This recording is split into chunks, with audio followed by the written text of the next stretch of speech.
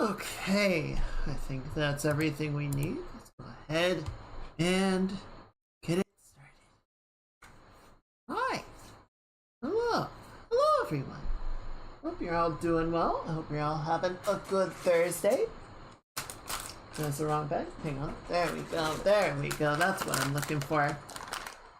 Oh, hello, Mage. Thank you for the 15 months resub. I really appreciate it. It's very kind of you. And I appreciate having you with us. Hello, Standing. Hope you're having a good Thursday. I hope it has been comfy. I hope it has been fun. Hello, Lickers. And hello, VOD watchers. Hope you're all doing well. And thank you for the 60 stream streaks. That's a lot of stream. That's a lot of streams. We've been doing this a while. So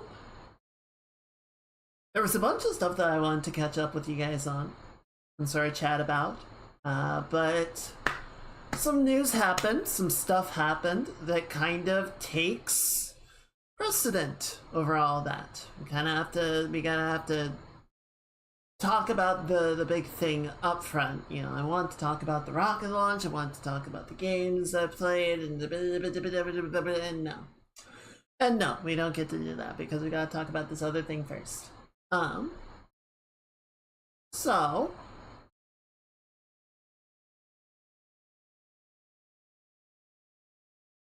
we had a meeting at work. We pulled a bunch of the team in, and so you remember how at one point I was lamenting that I don't really get enough time or as much time as I would like to do the stream, and how much of my week my job takes up. So that's not gonna be a problem in the summer. They gave us 2 months notice.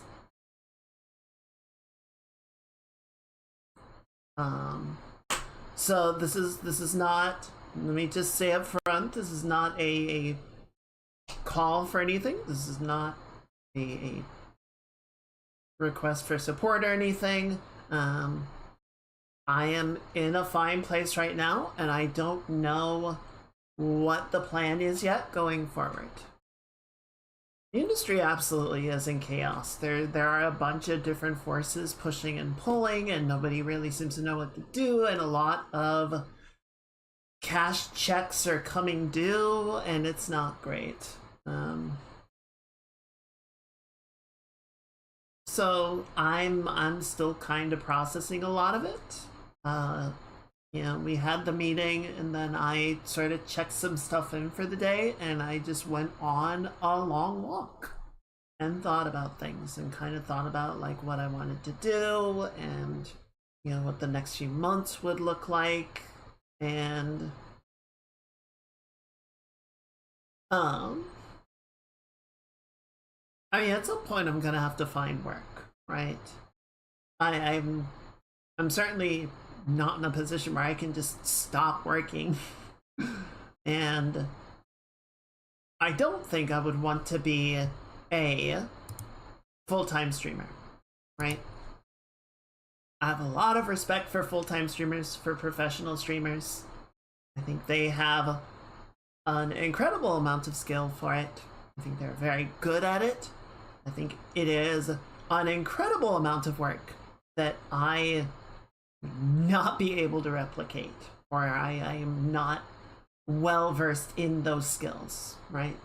And the other thing is just I like the streams being a hobby, right? I like it being something that I can come to at the end of the day or on the weekend and do the things that I want to do with the people that I want to hang out with. And that's it, right? It's just very chill. It's just very easygoing. You know, I don't have anything writing on it. I'm not dependent on it. And I feel like if I do decide that I want to become a full-time streamer, then it becomes, at least in part, a job, right? And that has a lot involved with it. Windows here for this area. It is, no, it was the entire team. The entire team is getting let go. You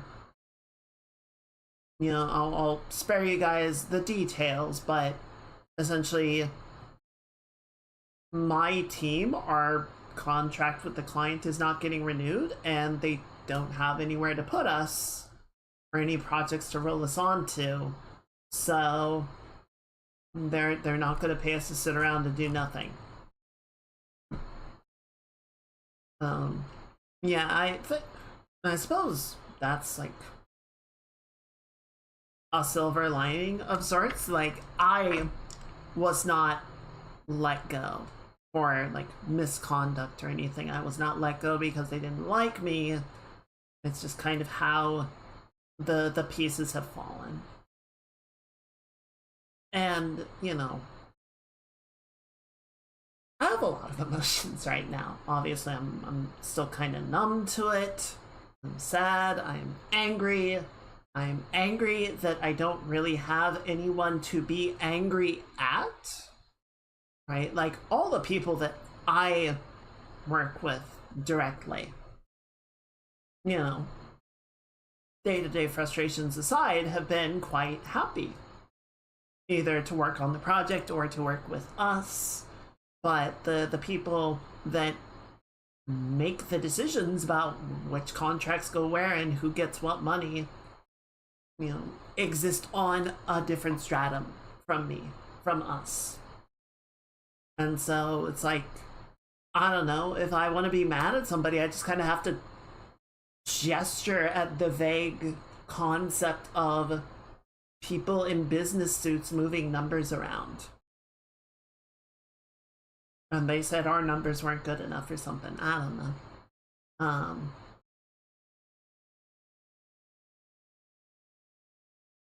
I guess in a way I'm kind of relieved. You know, because I've been on this project for, I suppose, around the time we will be wrapping everything up, it will be 4.5 years. You know, which sadly for the tech industry is a long time to be at a single position, to be at a single job. So I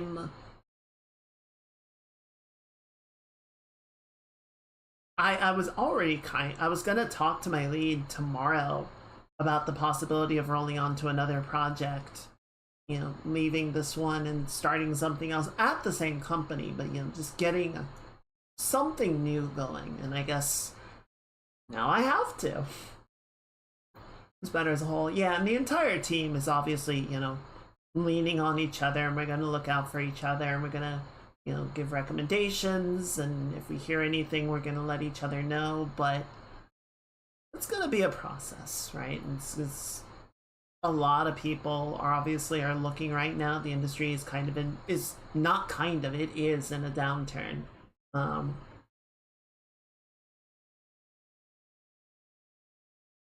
Yeah, and honestly, it did. It feels to me like it came out of nowhere. Like, again, my perspective was we're doing great, right? Clients happy with us. We're making the company money. It's good. But I guess, you know, the people that we were working with that were happy with us were not able to contribute to the decision of whether we continue to work with them. Yeah, it is. We are entertainment, and you know, people have to be deciding with the money that they spend. I totally get that.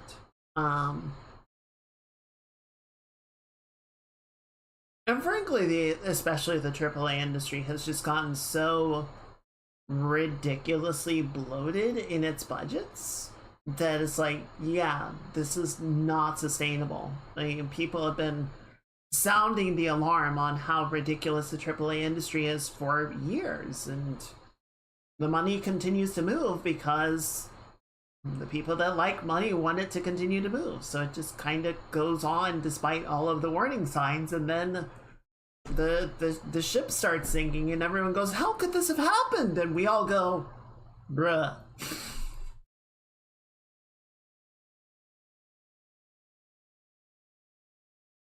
But I don't know. So yeah, I'm definitely upset. I am glad that, you know, it's not 2 weeks. We have until the end of May. Um, well, some of us do. Half the team is getting let go at the end of the month, and then the other half is getting let go at the end of May. So it's kind of a staggered shutdown process. Retired because of being playing Deadlock, so I probably didn't help. Well, trust me, I was wide fucking awake. After that, I was just like, oh, it was very unfortunate because our lead told us that this meeting was happening. It was like, please everyone be here. And, one of my coworkers sent me a message that they were, none of us knew what was going on. So they were kind of nervous, and our lead is going on vacation next week. So I know, unfortunate timing, and they did apologize for it, but it was an unfortunate confluence of events. It wasn't planned or anything before anybody starts drawing knives. But I messaged them just being like, well, maybe it's not, maybe it's just housekeeping, right? Maybe they just want to have a meeting to make sure that all of us know what to do while they're out, and we're not going to have any problems, right? Maybe it's just that. And they were like, yeah, it could be. And then we get in the meeting, and the lead says that it's going to be some heavy news, and I message my coworker. I'm like, oh god, is it finally happening? Are they taking me out behind the Waffle House? And then the answer was no, they're taking us all out behind the Waffle House. Yeah, a giant lurch slamming your head into the table will absolutely wake you the fuck up.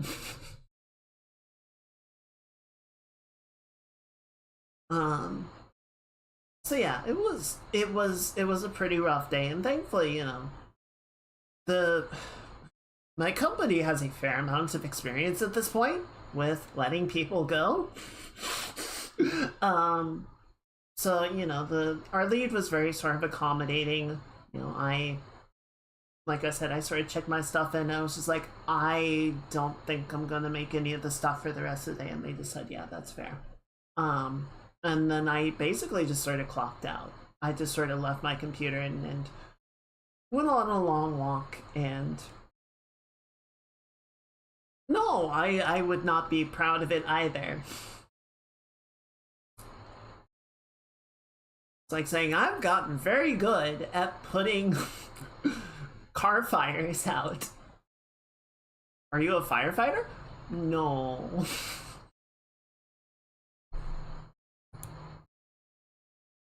So, yeah, I don't know. Like I said, I am in an okay position, right? I'm not going to be underwater come the summer. I'm not going to be in trouble. So, this is not a cry for help. This is not a, request for anything from you guys. If everything, hopefully, nothing gets too shaken up, right? And Java's gotten good at training new image props. Well, why would they need to do that? I was thinking about, so, frankly, first thing I think I'm gonna do come June is I'm gonna take a break.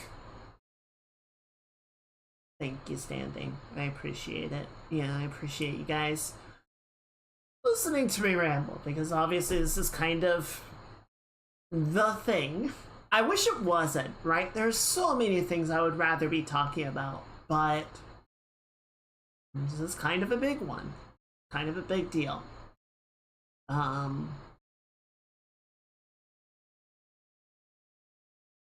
suppose there are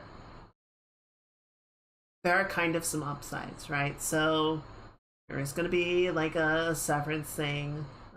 There's going to be some, you know, they're not just throwing us out. You know, this is a proper end of employment process with all of the things that come with that. So, you know, it's a benefit compared to being a contract worker where it's like, well, your contract is up and we just decided not to renew it, so goodbye. Thank you guys. Thank you, Mage. Yeah, so I don't know. I think come June, probably for much of the summer, I just want to take a break, right? I did not take a lot in the way of vacations in terms of like, you know, time off. You know, there are holidays and whatnot, and I would sometimes extend the holidays out, but I didn't take like dedicated vacations. And I checked my accrued time and I'm like, oh, that's a lot. But you know, that's gonna get paid back to me. The sick hours, the sick time is not gonna get paid back. And I was checking how much of that's like, oh, I could just take like 2 weeks off. I could just peace out for the last 2 weeks of May and just leave you guys to fend for yourselves because fuck it. But what I think I'm gonna do, what I was thinking about on my walk, I think what I would rather do is space it out and just take basically every Friday between now and then off and just have 3-day weekends all the way to the end, right?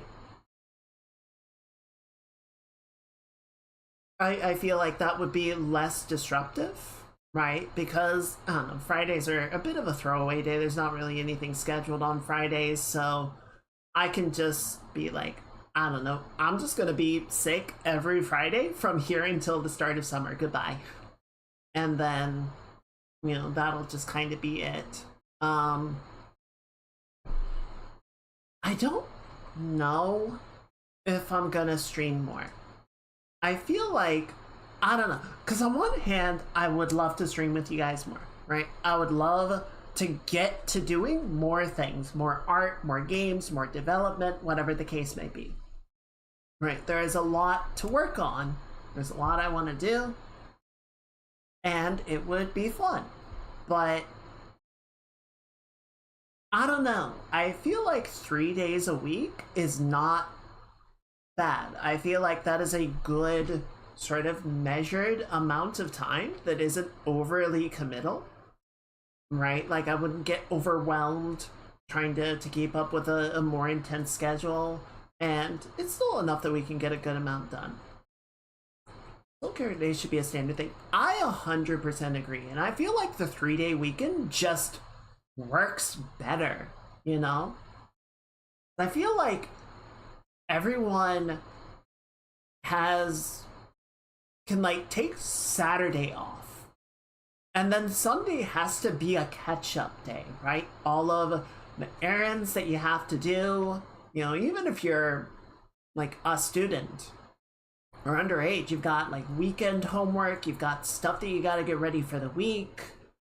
Like Sunday is not a day off, it is a day for everything else. It is only really Saturday, it's like a proper rest day. So I feel like having a 3-day weekend is like you get 2 proper days off, and then you can sort of either save everything for the last day or you can sort of spread it out more evenly so that you're not rushing to do everything. Because I remember even growing up, like my parents would do like shopping and stuff on Sundays. Like, yeah, this is the day to do it. And, you know, the stores would be busy on Sunday because that's everyone's day to do it. So, not great. Not a great system. So yeah, that's probably my plan. I have a one-on-one meeting with my lead tomorrow. So we're probably going to talk about this a lot. I do want to bring up the possibility of rolling over to another project, but you know, the fact that they have already talked about this is probably not going to happen, right? I'm probably still looking at the being let go, but I figure I was going to ask them about it already. I might as well ask them still and sort of see where things sit. So I don't know. I don't know if we'll switch to 4 days a week. I don't know if we'll do longer streams on the 3 days that we do right now, right? Like maybe we could extend our weekday streams to be more like 6 or 7 hours, like the Saturday streams. I don't know. I'm thinking about it. I'm sort of weighing what's gonna work better, because on one hand I do want to stream more. I want to spend more time with you guys. On the other hand, I don't know. I'm a creature of habit. I feel like we have a pretty good thing going. It would be, I remember way back when we were even, because it used to be just Tuesdays and Saturdays, and you know, started looking at doing the Thursday stream so we could do the game development as well. And I was a little hesitant about that, because like, oh, is that too much? Am I overcommitting? Am I going to be able to keep up with that? And I feel like it works well right now, right? That we have sort of Tuesday, Thursday, Saturday, 3 days a week, every other day. It's a good pace. And but at the same time, if I feel like if I got, you know, more busy than I am now, it would be really hard to cut back to 2 days a week. And I feel like the same thing would happen if we introduced another day, that it would be like, oh, well, now we do 4 days a week, and I want to cut back, or I need to cut back to 3. What do we cut, right? So I don't know, maybe just increasing the length of the streams that we have right now would be better. Just if when I do get another job, it's like, okay guys, we gotta go back to the evening schedule because I work during the day. So I don't know. I will let you guys know, and maybe it'll just be a little bit more impromptu over the summer of just like, you know what? Let's do 4 this week. I want to do an extra stream or whatever. Or maybe we can alternate it so it's like 3 1 week, 4 another. I don't know. We'll keep it up to date. That would get really complicated, and I feel like people would get confused. So maybe we won't do that. We'll figure it out. We'll figure something out.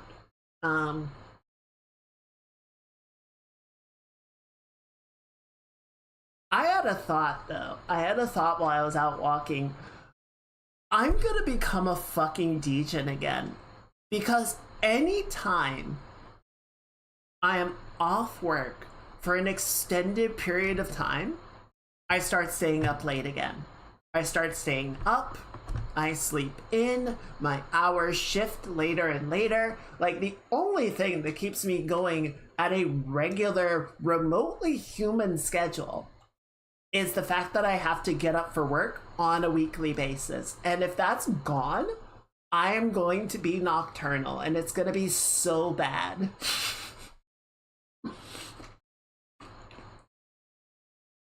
See, the problem, Age, is you're in an earlier time zone than me, so I don't think of you as a night owl, because from my perspective, you're going to bed at like the same hours as me.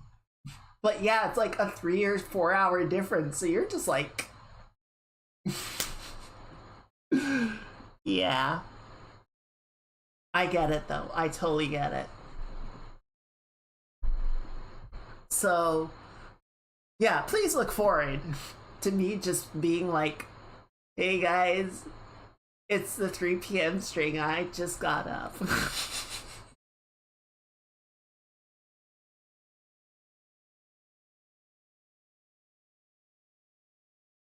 See, I'm not better. I just have something that I need to be awake for. It's always past midnight. I'm sorry. I'm so sorry. I know, it's terrible.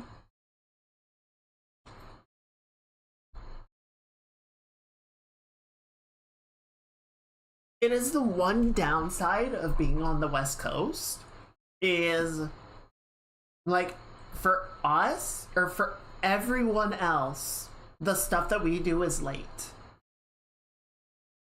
Like we are always the last ones to everything, basically, except for like Hawaii. The only times I really get bothered by it is like on New Year's. By the time the West Coast is celebrating New Year's, everyone is already done with it, right? Everyone has already flipped over and gone to bed. And then we're just at the end popping our champagne and our fireworks like, yippee! And everyone's like, shut up. We know we did it. So, yeah. I don't know. So I went for a walk. My best friend was West Coast based for 10 years. So I got used to it. We have a few people on my team in California, a few in Washington, a few in Florida, a couple others on the East Coast, and a couple in the Midwest. And our client is West Coast. So yeah, everyone is like has to sort of work their schedules to the West Coast. And I imagine for a lot of them kind of sucks. You know, our East Coast people are like out from our perspective halfway through the day because it's 5 or 6 o'clock for them. I like you. So my company, our essentially rule is our core hours are like 10 to 3 Pacific, right? Which for East Coast is like 1 to 6, basically. Which, you know, I think a lot of people kind of do like 10 to 6 work hours anyway. I would, but I take my lunch at the end of the day, so I just do 10 to 5. Or I'll do like 9:30 to 4:30 or something like that. I'm lazy like that, you see.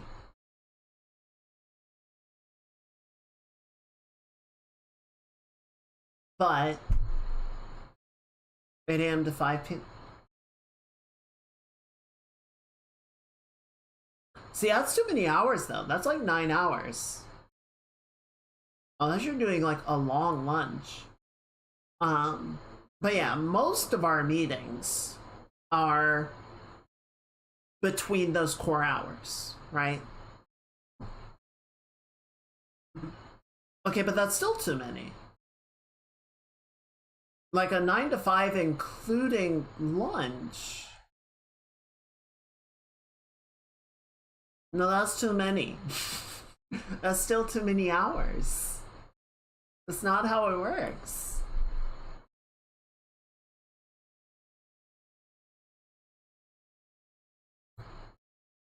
At least it's not how it should work.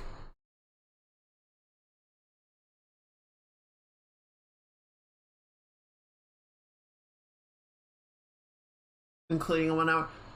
Yeah, but we do 8 hours including the 1 hour lunch. We do a 9 to 5 including lunch.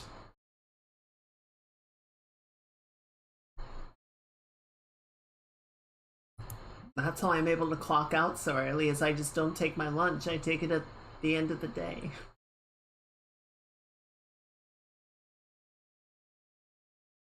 Oh no.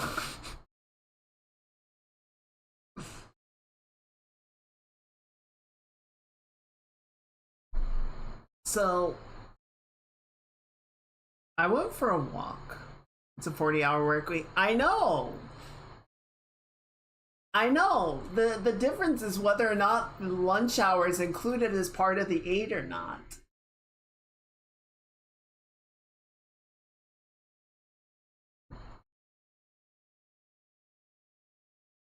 Oh dear. Um so while I went out for the walk,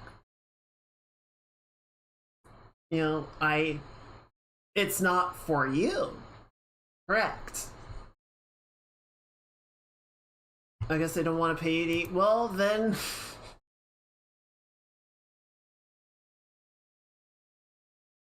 That's too damn bad!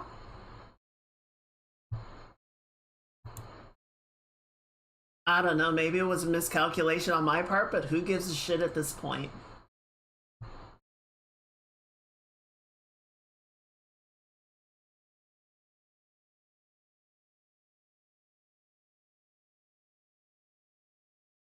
Um, I don't know, nobody ever seemed to complain. New York isn't required to pay for lunch breaks. I don't know if they're required to pay for lunch breaks here. I don't know. The numbers work. The numbers work. And nobody ever complained because I got my work done.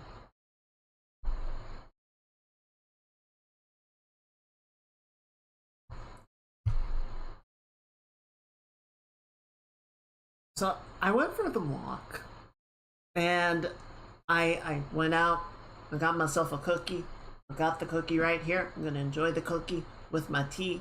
And I met some dogs and I walked down to the lake. I took some photos of some ducks and I went walking along the side of the lake and I met a nice lady who pointed out a woodpecker that was up in the tree, and we were just sort of discussing the woodpecker and some of the birds. And while we were there, a coyote wandered across the path and just kind of stopped and looked at us, and we looked at her. And then the coyote just kind of kept going off into the bushes, and we were like, holy shit. That was a mama coyote, and she was ready to have her pups. It is spring, and the babies are on the way, quite visibly. My company is a should anyway, so it makes sense to save themselves money. That also is very much a possibility. Yeah, I'm sure every company has their own policy on it, and I will say on that, one of the things that I've always sort of done the mental calculus on is, let's say I was looking for a different job that I wanted to, offered better pay, but I had to go to the office, right? So I have to spend anywhere between 30 minutes to an hour commuting each way. So that's potentially an 8-hour workday that is at the office. So I can't do anything around the house. I can't run errands on my lunch break. I can't do chores, while I'm waiting for stuff to happen. And then an additional 1 to 2 hours commuting either direction. And that's kind of on the generous side of things. I know some people can spend multiple hours commuting in a single direction. So, it sort of becomes a math problem of, if I take the pay offer and divide it by 10, is it still better than my current pay divided by 8? Right? That's, as much as I have had, I don't know if I should talk about this in the past tense yet, issues with my current job. No job is without issues, right? There were a lot of quality of life perks that were hard to beat.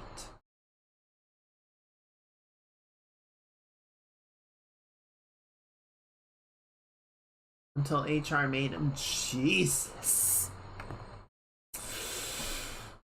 That's bleak.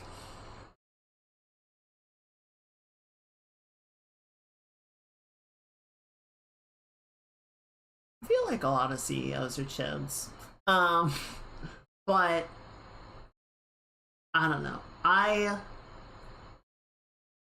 one of the thoughts that I had on the way back was like there was a lot of stuff that happened on this walk, right? The people and the dogs that I met and the things that I saw, and this particular moment of I chose to go here and then wander over here, and then sort of got spotted or looped into a conversation with this person that allowed for the exact serendipitous moment to see the coyote, and then we sort of talked about that for a little while, and talked about birds and stuff. And it's like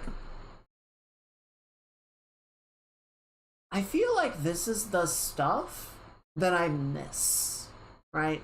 The stuff that being at work 5 days a week, like I'm not gonna have a chance to have those interactions because I'm stuck at home.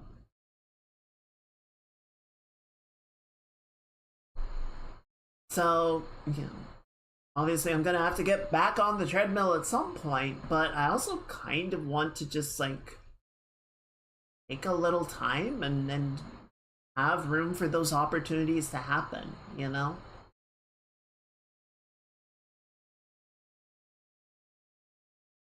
So I don't know. I'm as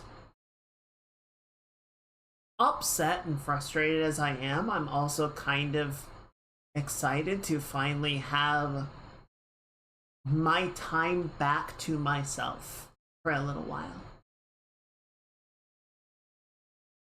One of the things that I always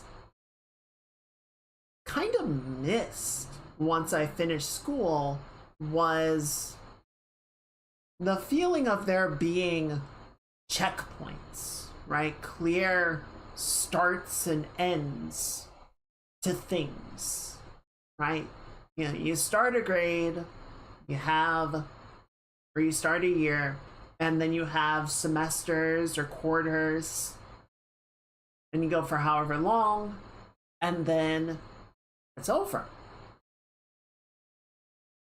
You have your summer break, or you have your holiday break, and then you start the next year, and the next year is a new thing, right? New classes, new peers, same cohort for the most part, but the exact combination of who you're interacting with and who you're meeting and what you're meeting over changes. Now there are vaccinations, and then it's more the same. Yeah, you start the clock again by the vaccination period. You're like, oh, vacations. Fuck, I misread that.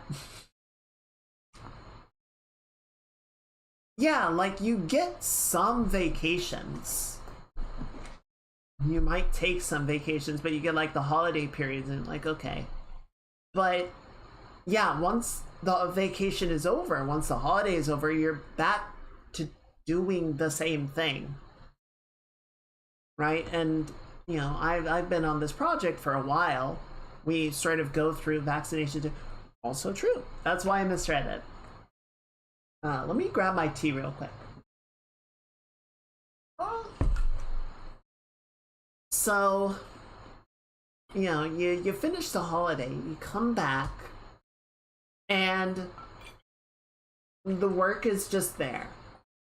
It's the same work as when you left.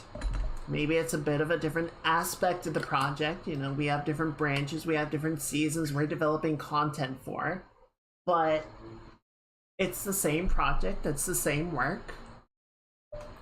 And yeah, you just kind of pick up and keep going.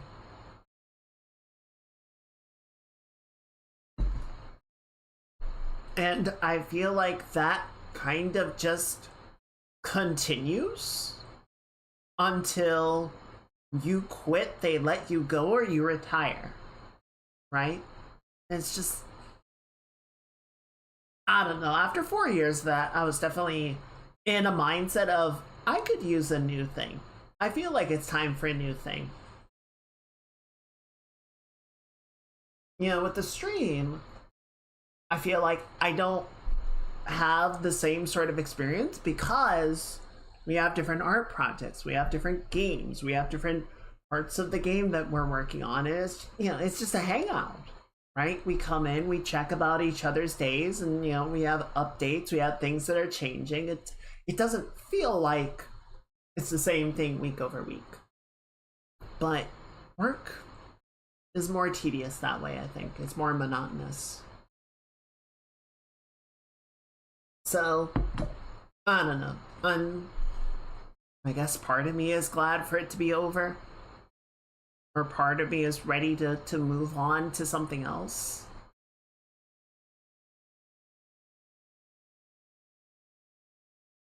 I guess I wish it didn't happen this way, but I suppose the alternative would have been that I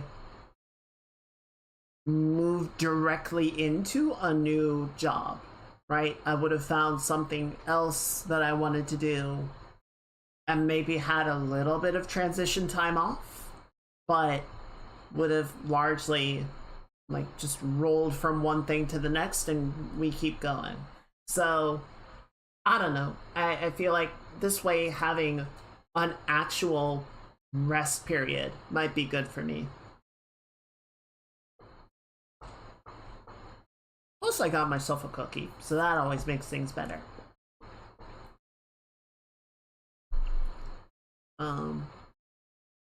So yeah, I don't know how this is gonna affect the stream. It's not going to negatively affect the stream in all likelihood, right? What's coming? I say enjoy the break and see what life brings us. That's what I'm gonna try and do. I'm gonna try and enjoy myself. We might stream a little bit more during my involuntary sabbatical. We might stream the same amount. Might like increase the length of the stream per day, or we might add a day in there. We'll see kind of how we feel about it. Long term, I don't know what the plan is. I really don't. I don't have a plan about it because I have ranted about the state of the game industry repeatedly with y'all. You guys know the score. It's not great. I think I've mentioned at one point that my group of friends that I meet up with periodically, most of them were in the game industry or in the tech industry, broader tech industry at one point, and there was, you know, a period of time where we would meet up for dinner and I was looking for work and everyone else at the table had a job. And at some point, like a year or two ago, that flipped. And I was employed and everyone else was looking for work or just out of the industry entirely. And now I'm back to that side of the table. Or I will be in a little bit longer. And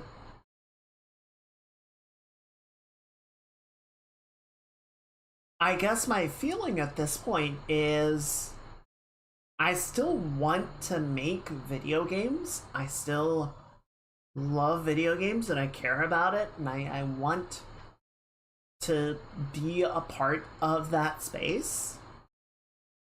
But I don't know how much I want to be a part of the AAA game industry. Excuse me. I don't know how much I want to find another job in an industry that seems entirely obsessed with cannibalizing itself.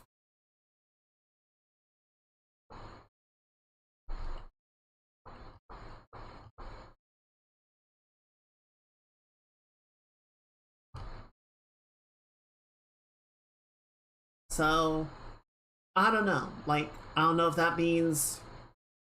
I don't think it means bowing out of the industry entirely. I don't know if it means, you know, trying to sort of focus more into like AA development or freelance work. I don't know. I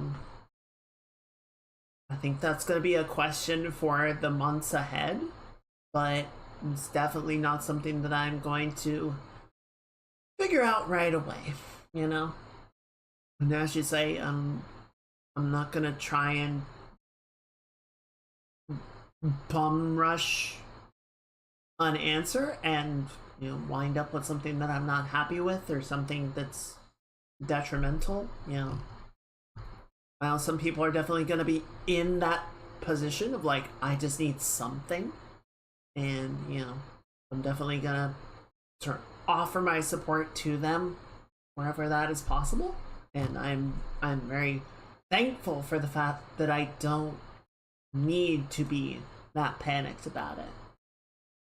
Feels to me that the industry right now sees devs and studios as disposable. There's no long-term planning. There is not.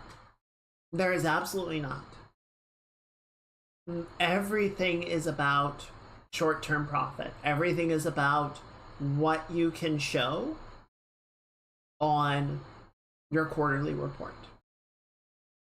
Everything is about what is going to make us a bunch of money as quickly as possible. And you know, for some people, that's kind of understandable because, like, well, what's gonna keep the lights on at our studio? Right? As an understandable concern.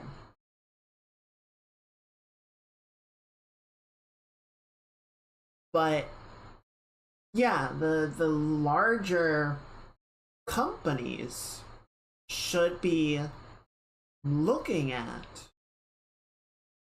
what is going to keep our company solvent for the next 10 years. Is solvent the right word? What's going to keep us stable, right? What's going to keep us flying for 10 years? Not what's going to look good in 6 months. True, and the unions provide a measure of protection, right? It's not nearly enough, obviously, but it is better than nothing. And the game industry is trying to unionize.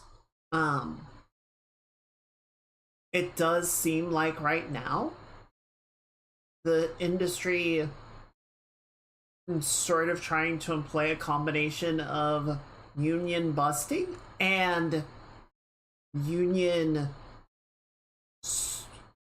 hacking, I guess I would say, of just like, oh, our QA department unionized, or our entire QA division unionized. Well, we don't need the QA division, right? We can just get rid of all of them. And it's like, no, you can't.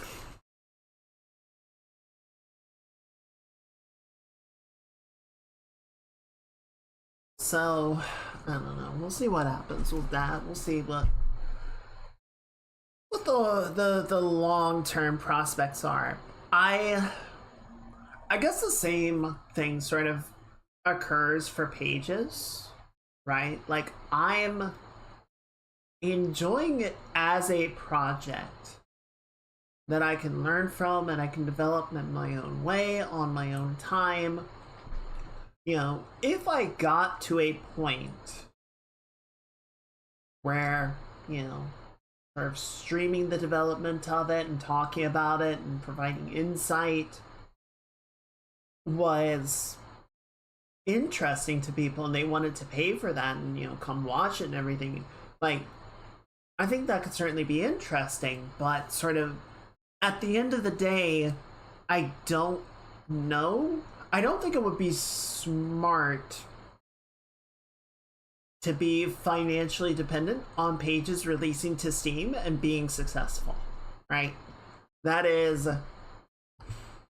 I think I would rather get on Artemis and go shoot for the moon. I feel like that is a bigger target than being a successful title on Steam.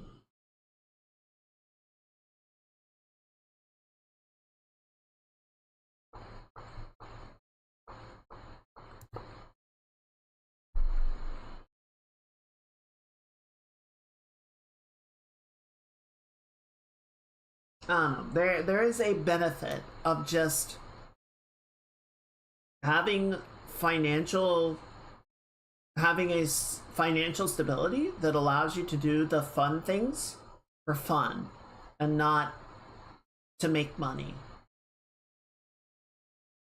You know, I think it's important to find work that you enjoy and work that is fulfilling, but I think the sort of trap that a lot of people get into is turning the thing that you really love and the thing that you are passionate about into your job, because nobody loves every aspect of their job. Even if it is something that you love deeply and are very passionate about, the back end side of making it financially stable and making it something that you can lean on like that means you are going to do things, you are going to have to do things that you don't like, right? And, you know, depending on your disposition, that might be enough to burn you out on it.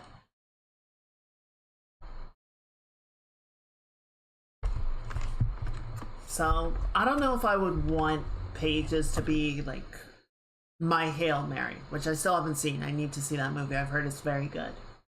But I don't know.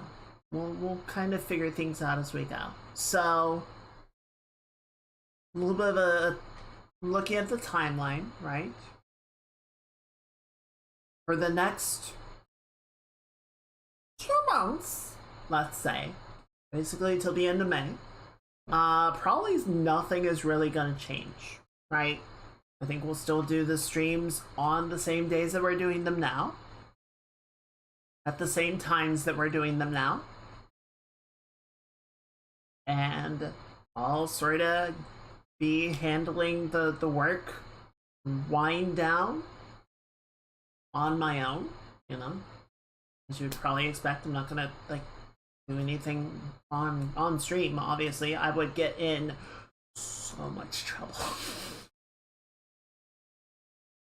I would get colony dropped. I would get actually taken behind the Waffle House. They would drive me out to a Waffle House and end me.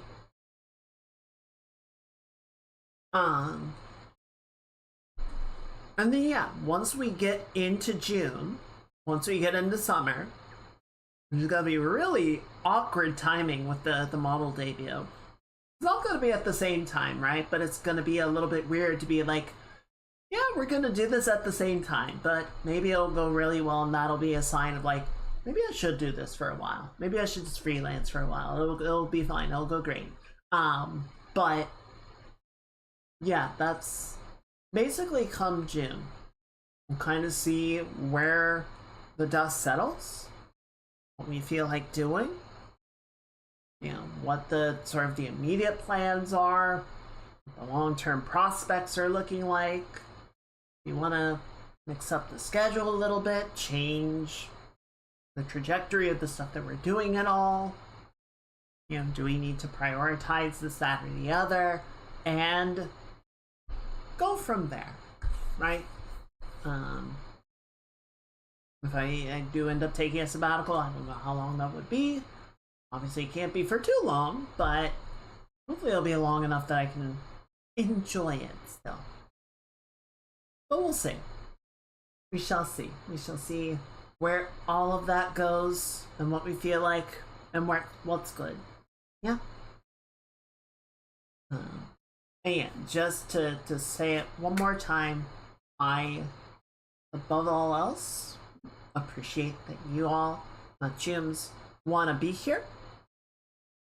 That is the main thing to me. So I'm not asking for any support. I'm not expecting it. I don't want you guys to feel obligated to do anything different than you already are. I just appreciate having you guys here.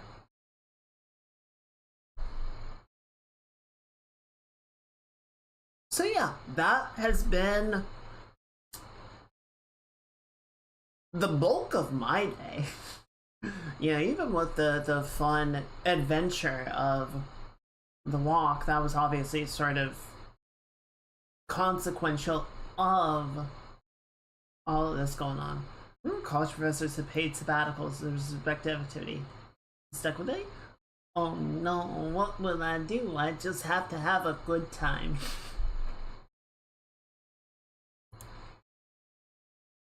At least it used to be a respect to activity. I don't know if it still is. It should be, though.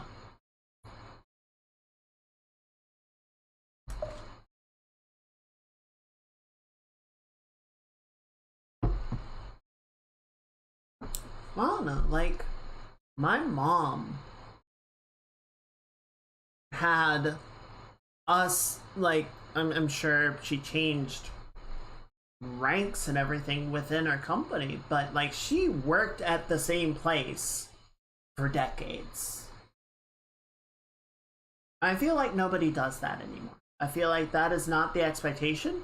You are either going to get replaced or you are going to find a better opportunity, and the expectations that you would take it. It's just like,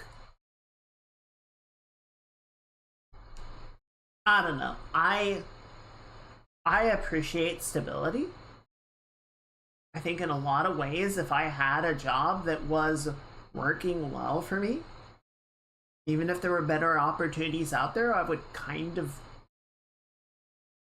in many ways, prefer to stick with what I know rather than rock the boat for, you know, minor gains here and there.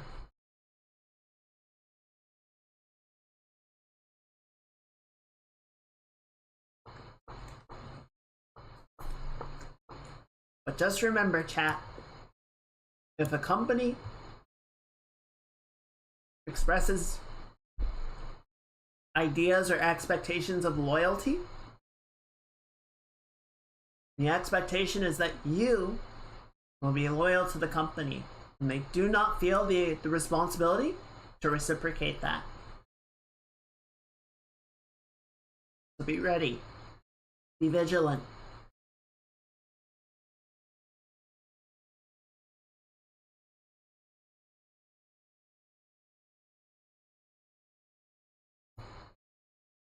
I don't know.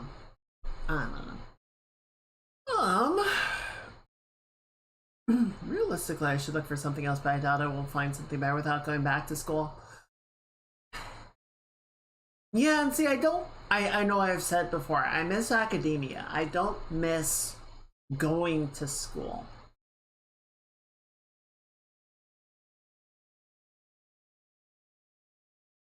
I would not want to go back to school and enroll in a program that I would have to be like concerned about assignments and grades and exams and all that shit.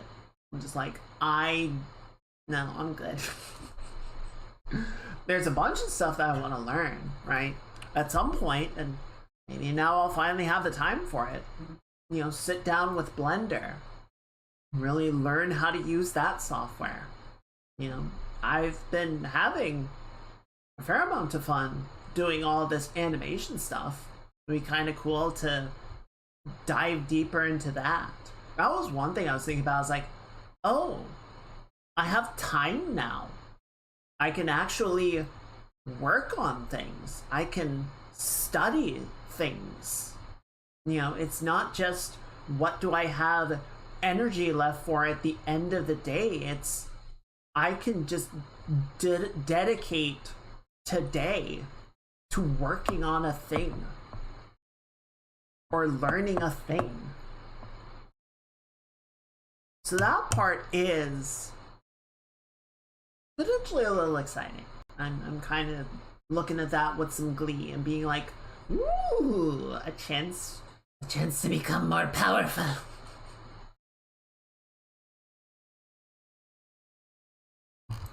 So I will figure that much out. Yeah. Okay, time for something more fun, because this is I appreciate you guys. I appreciate you guys being here and listening to me ramble and vent and all these other things. I don't know. I I think as part of being an anxious individual, I think about things like this happening with a fair amount of regularity, and I sort of try and like gauge how I would respond to it. And I don't know. It finally happened, and I kind of just sat there and was like, not entirely sure what I feel right now. It's a lot of things.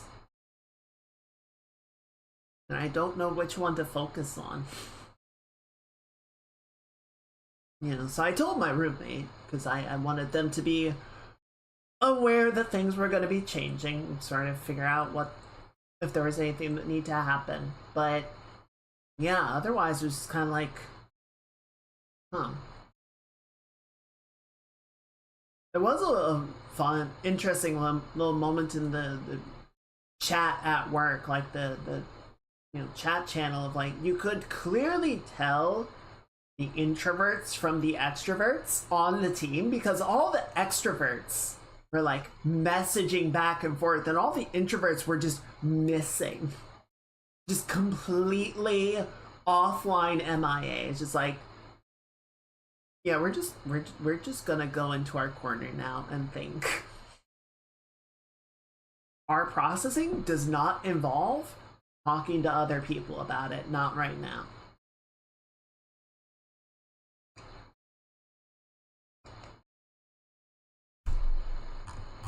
There will be time for that, but the initial response is going to be me time.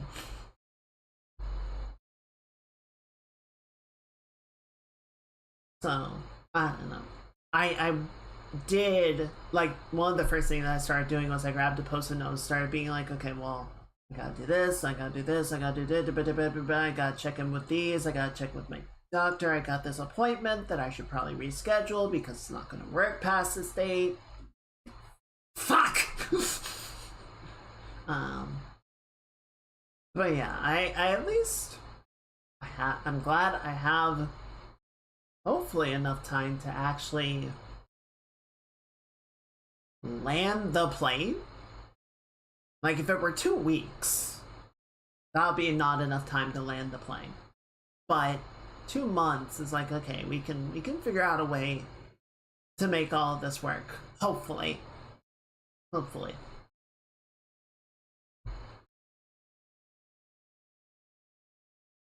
I'm just glad all this came in after tax season, because I feel like that would have just fucked with all of it. That would have made things so much crazier.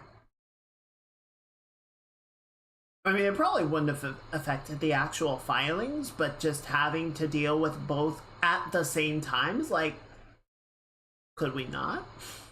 What if we didn't? What if we didn't do that?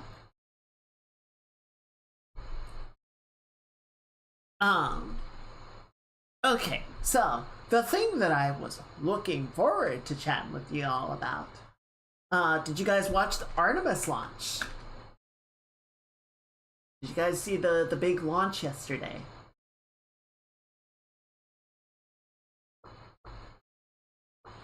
I goofed a little bit because I had a PT appointment that I scheduled like a month ago. No idea. No recognition that Artemis 2 was going to launch yesterday. So it's like, I'm watching the stream at home, and then I realize, like, oh shit, the launch window opens like at the same time as my appointment starts. Fuck. So I went over, and thankfully, you know, they have the big sort of open space with all the equipment and tables and everything, and they have some TVs in the corner. And I asked the person helping me out if we could switch to a news channel that was covering it, and they were completely okay with it. So I did get to see it. I didn't get to listen because, you know, they didn't have any sound on to avoid disturbing anybody, but I did get to watch the launch live, and then I went back and watched it again once I got home.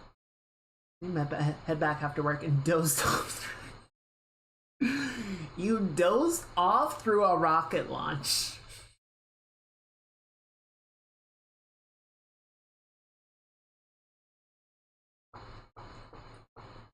Well, at least you weren't on the thing. Hello, Sonic. Welcome in. I hope you're having a good Thursday. Good to see you.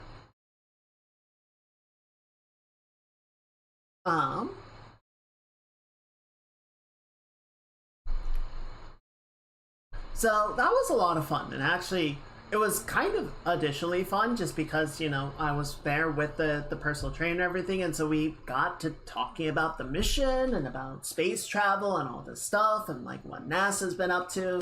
So it was actually a really good time, and it was cool to sort of discuss like what the mission was about, why it's important, and I don't know, like that to me was one of the big things, because I think there's no small amount of people kind of saying, well, we've been to the moon, so what is Artemis as a mission series for, right? We've proven that we can do this. Why do we need to do it again? And I think there's a number of answers to that, right? There are discussions of long-term settlement of the moon itself, right? Like setting up some sort of colony or base on the moon. I wonder where the launch of the Artemis 2 rocket, they said the toilet stopped working for some reason. They even had to do business in the bottles. So they didn't have to do business in the bottles. They had backup equipment that they did have ready. They had a press conference earlier, and that was one of the questions that comes up. Apparently, the pump was not correctly primed, so they tried to use the toilet, and a warning indicator came on.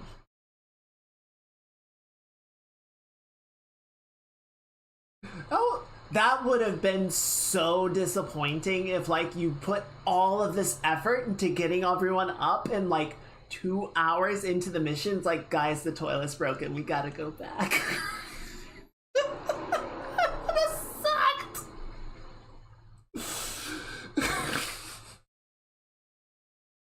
But thankfully, they got the toilet working. From what I understand, everything is good to go.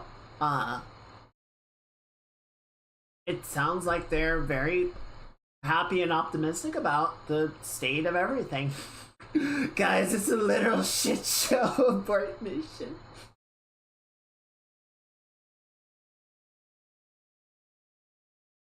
I gotta give a shout out to the stream commentator during that whole thing, because, you know, they have the radio chatter back and forth between Capcom and the team, you know, relaying information back and forth, like, what are you seeing on your end? What are you guys seeing on the ground?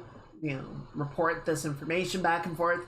And the stream commentator is talking about how they are doing investigations on a fault warning on the waste management system, right? Trying to be just a consummate professional about everything. And the astronaut's just like, yeah, we saw an amber fault light on the toilet. Can you tell us what's up with that?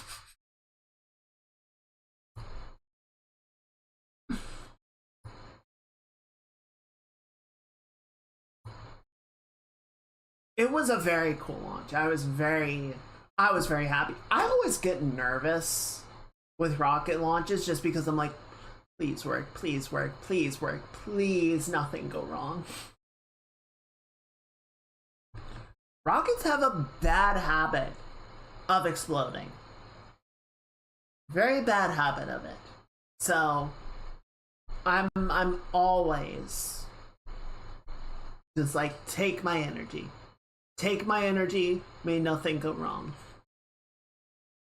And thankfully, it was a very clear day for it. It was a very clean launch. It was a beautiful mission. And so it's going to be a 10-day trip out around the moon and back. Mainly just to sort of make sure that everything works. that all the actual like habitation stuff responds well to humans being on the vessel and not just, you know, simulations of organics. They're not going to try and land on the moon this time. It's like Apollo 8. It is just a lap out and back, and then they're gonna land it. So the plan is, I don't know which Artemis mission is going to be, but the one in 2028 is going to be the landing mission, assuming everything goes well.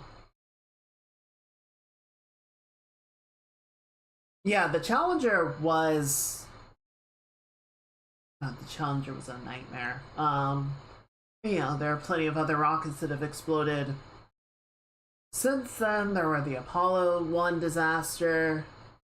So, yeah, there's a lot of reason to be anxious around any launch, even when it seems like everything is set up to go well. So, you know, really hoping that the rest of the mission is a success. I feel like, you know, the initial launch is one of the main high risk areas, and then obviously the re-entry is the other one. But hopefully, as long as we don't have any 13 style situations, everything else should be pretty smooth sailing.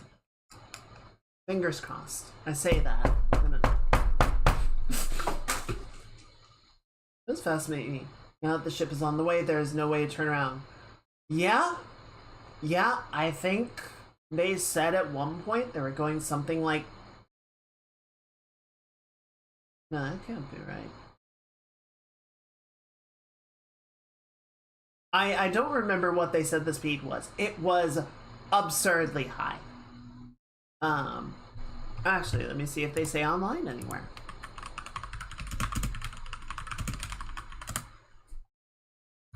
NASA launch date updates, so nothing there.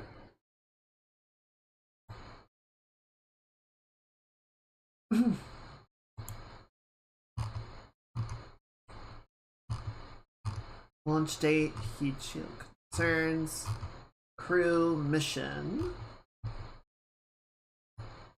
So right after main engine cutoff. Okay. When the spacecraft reached New Perigee, it executed a 15-minute burn to increase the next apogee to 38,000 nautical miles, establishing a 23.5-hour high Earth orbit. After the burn, which expended nearly all the fuel in the ICPS, crew moved over to the left sea primary controls.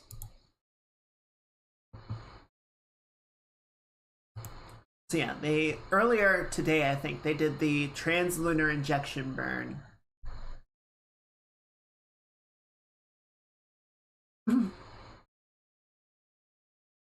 So yeah, it doesn't say where or like how fast they are currently going, but it does say that the Orion capsule will re-enter Earth's atmosphere at about 25,000 miles per hour. So they are going really fast, and they will be coming in really hot when all is said and done. So yeah, they I think so two things that they wanted to do the orbit for. One was to make sure that everything was working before they set off for the moon, and two, to get the increased velocity from the gravity assist before they did the TLI. But yes, now that they have done that, they are actively leaving the immediate proximity of the Earth. They are on the way to the moon, and they are not turning around until they do the maneuver at lunar orbit. So I hope that all goes well. But it is cool to see people back up in space doing missions. Like, you know, the ISS has been operating for what, like 30 years? No, it can't be 30 years. Can't be 30 years. When did the ISS come online?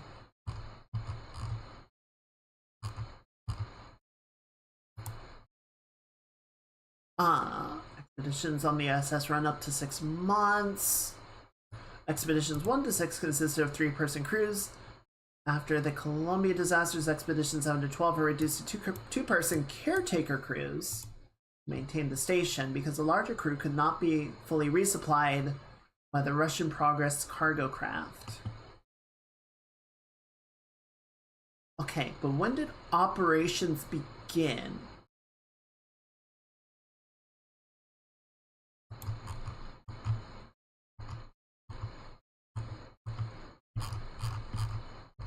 Well, it says on this caption, Zarya and Unity were entered for the first time on the 10th of December, 1998.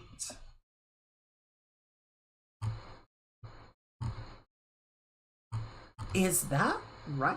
Has it really almost been 30 years with the ISS? That's wild. That's impressive.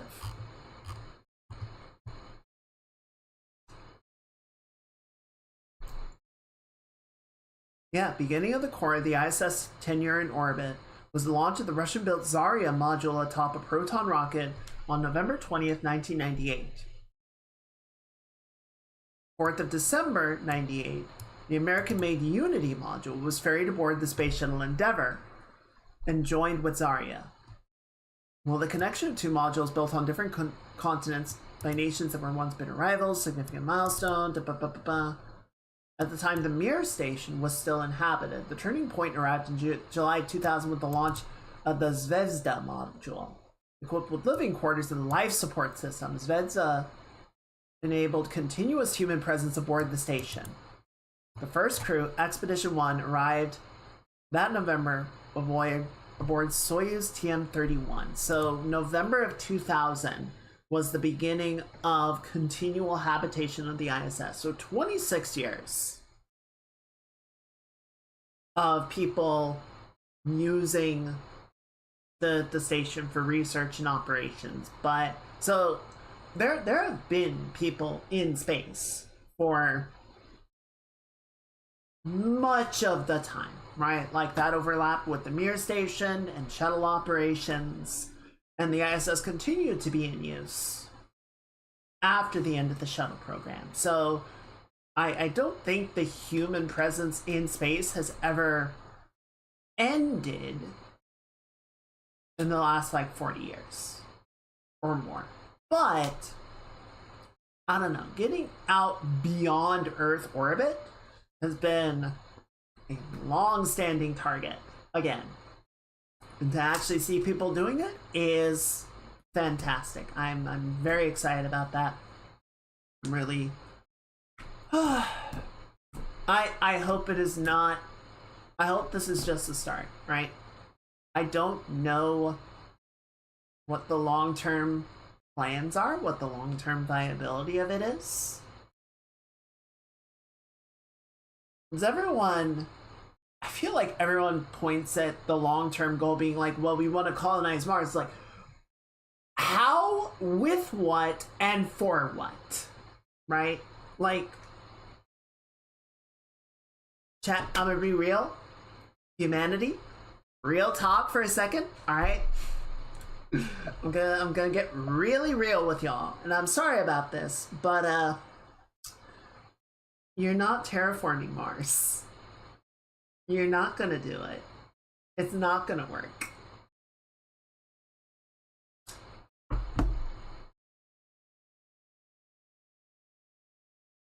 So I don't know what the long-term plan of that is, but at the same time,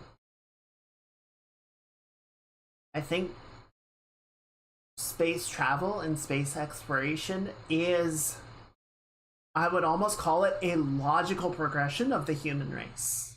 I think it is a long-term endeavor of every sapient species that comes into existence to continue to expand the bounds of their domain until the bounds exceed their home planet. Send the billionaires on a test flight and label it a once-in-a-lifetime exclusive. Just make sure that they, you know, put all their affairs in order before they go. Working on The Expanse. Was that just fiction?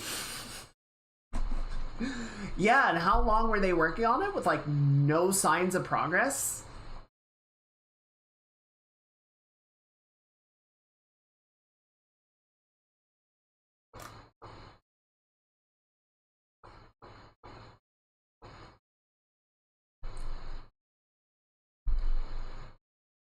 See, there are so many problems with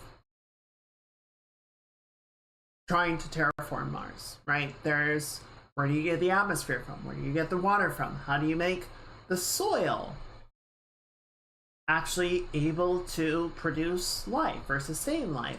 How do you get soil? Because there is no soil on Mars. There is sand and rock. Soil is bioprocessed mineral, right? You need a microbiome to produce soil. So how do you get that process going? And all of this is the part that I never hear anybody talk about. And I don't know if people just don't think about it, they don't know about it, they don't care about it, whatever. Let's say all of that works. All of that goes according to plan. You actually get an atmosphere approximating one, what's the proper measurement? It's not Pascal, is it? One pressure. One A, not AU. Is it pascals?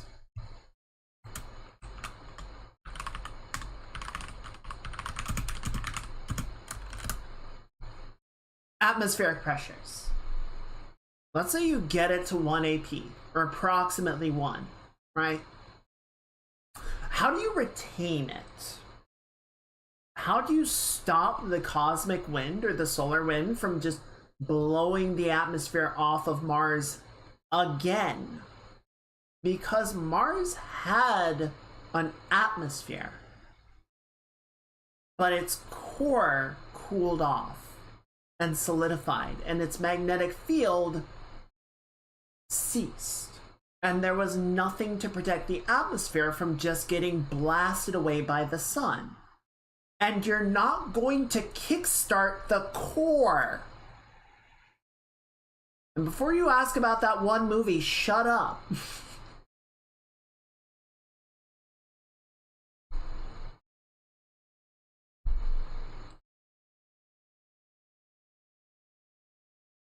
So I don't see terraforming of Mars as a viable plan. It doesn't make sense. It doesn't work. I was going to, but no.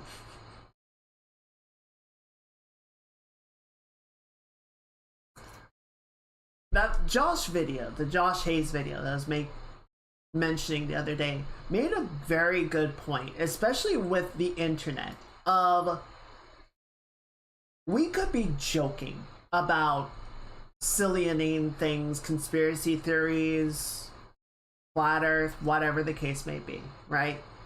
We know it's a joke. We know it's humorous. We're just making funnies with each other. But someone new could come in who does believe it and sees us talking about it ironically, and then starts talking about it unironically.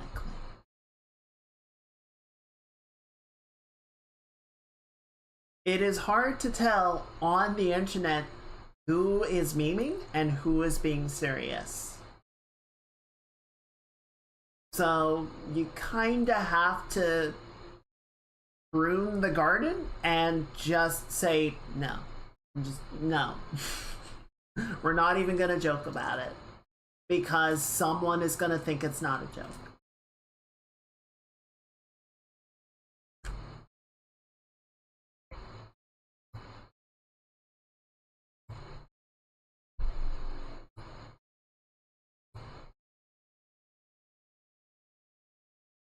So,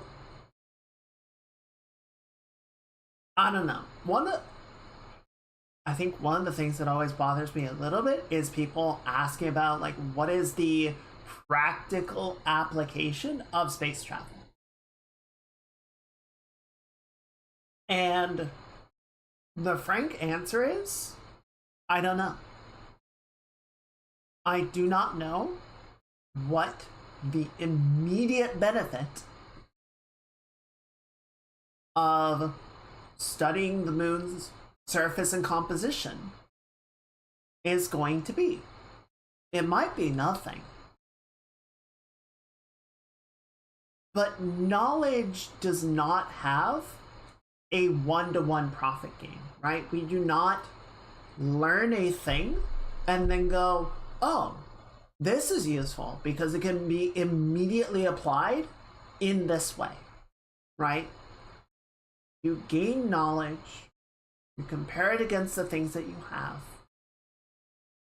and maybe in 20 years, someone will go, you know, that thing we figured out way back when, it turns out we can use that in conjunction with this other stuff that we figured out.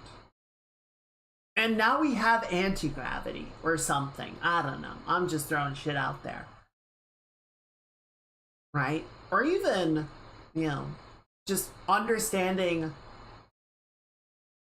more about the history of the Earth and the Moon and their, you know, shared composition, shared background.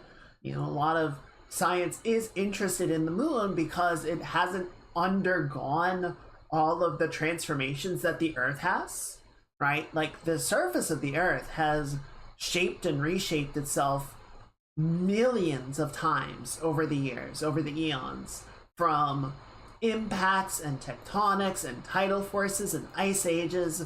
Like, so much of nothing of the original Earth's surface is still there, except for these tiny little crystals that are basically indestructible. What are they called? What are they called?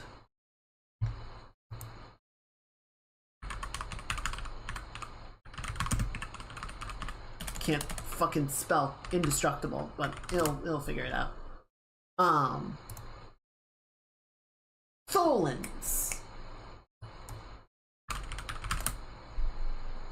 Yeah, tholins are just these tiny little... Is it tholins? No. What am I thinking of?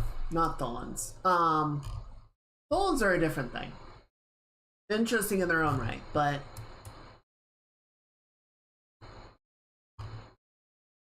Zircons.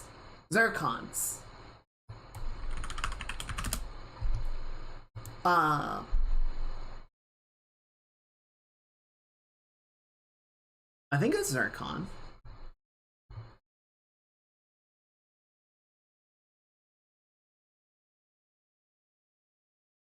Zircon is fairly hard and chemically stable, so it's highly resistant to weathering. It is resistant to heat, so detrital zircon grains are sometimes preserved in igneous rock forms from melted sediments. It is resistant to weathering, together its relatively high specific gravity make it an important component for the heavy mineral fraction of sandstone.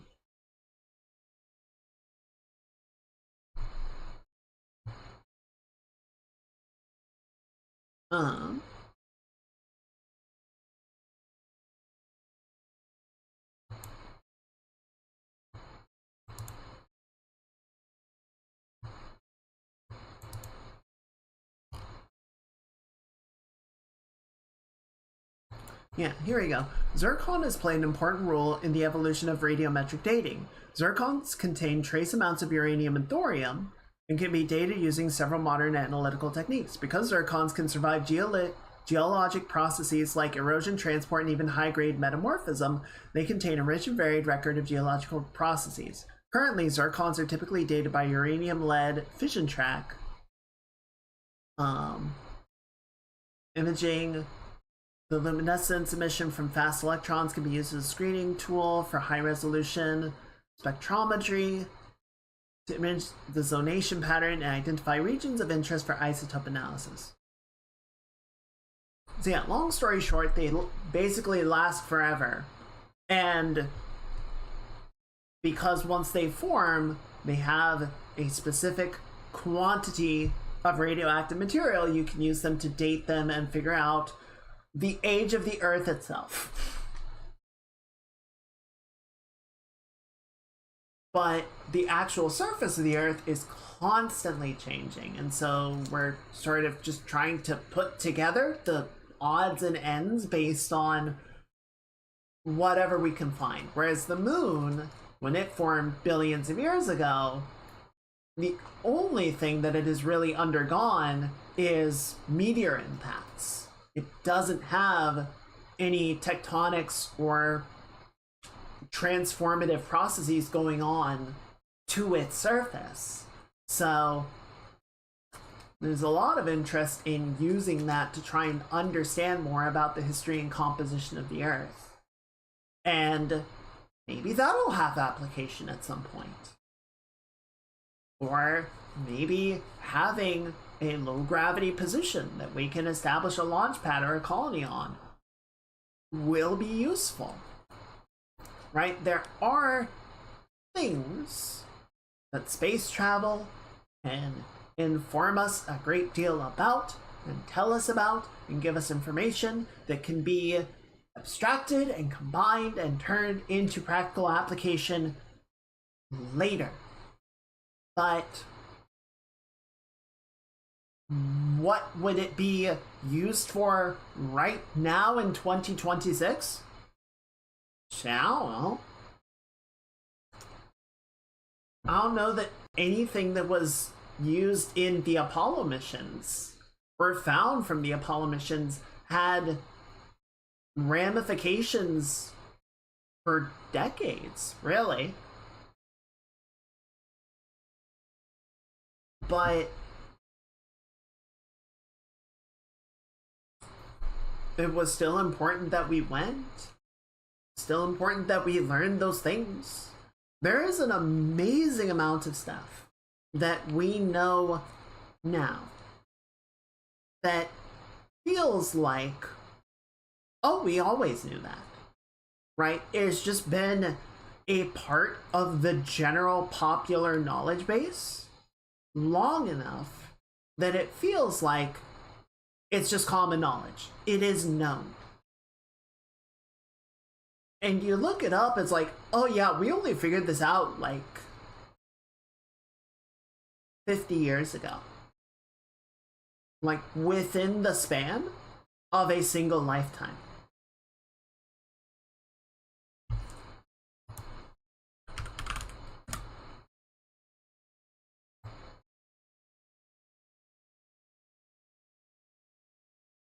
Chat, when do you think Pluto was discovered?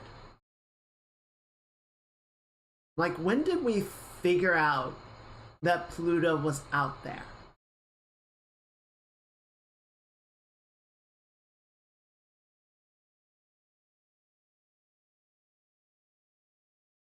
Right? Because it's like, there's always been 9 planets.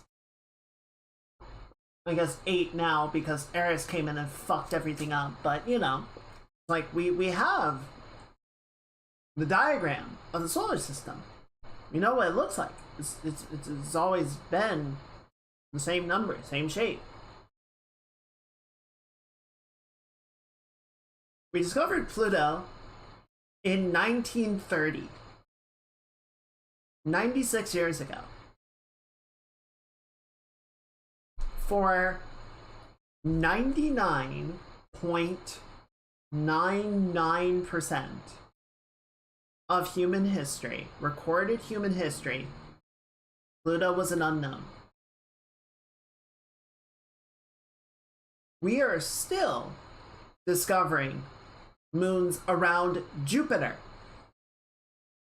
which is much, much closer than Pluto is. How many moons is Jupiter up to now?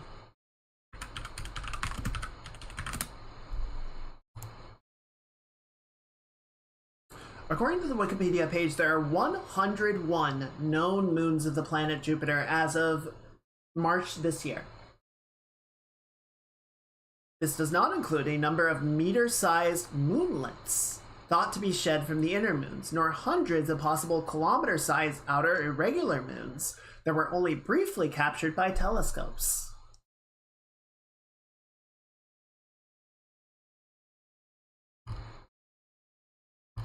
So there are 101 known, recognized moons of potentially hundreds of objects that are orbiting around Jupiter.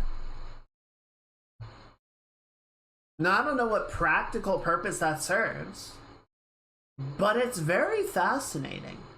And maybe it'll serve a purpose at some point. You know, the Europa Clipper is on its way out there right now to do close flybys of Europa and try and understand its composition better and look for signs of life. And that's scheduled to arrive, I believe, in 2032? I want to say 2032.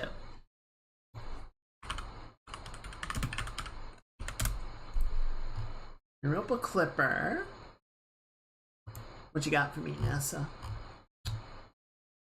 2030. So about 4 more years. Actually, exactly 4 more years. April 2030 is when it's expected to arrive. 1.8 billion miles to get out there. Will orbit Jupiter and conduct 49 close flybys of Europa.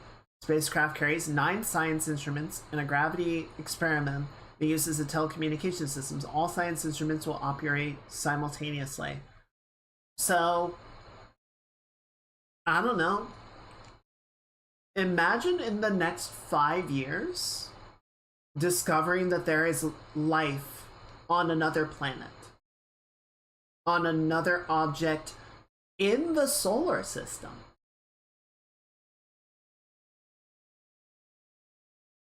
Congratulations, guys, you got neighbors.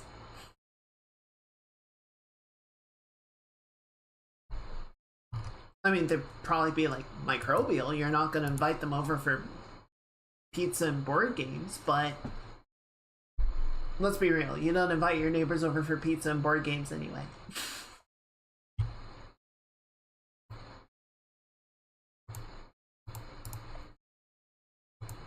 So, I don't know, like, does that have a practical application that's going to impact you going to the grocery store? Probably not, but it's also kind of like one of the biggest discoveries that humanity has ever made.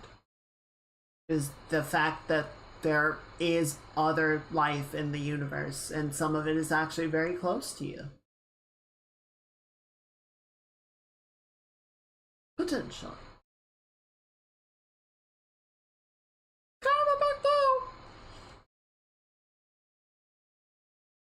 I don't know. I'm very excited for the Artemis. I am excited that it has people talking again.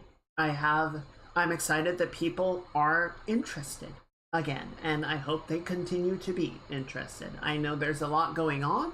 People are stressed and distracted and busy, and I get that, but I think it's also important to keep looking up. And by the idea that it's statistically improbable that we are the only intelligent life that evolved. It seems virtually impossible, given how easy it is for organic compounds to form.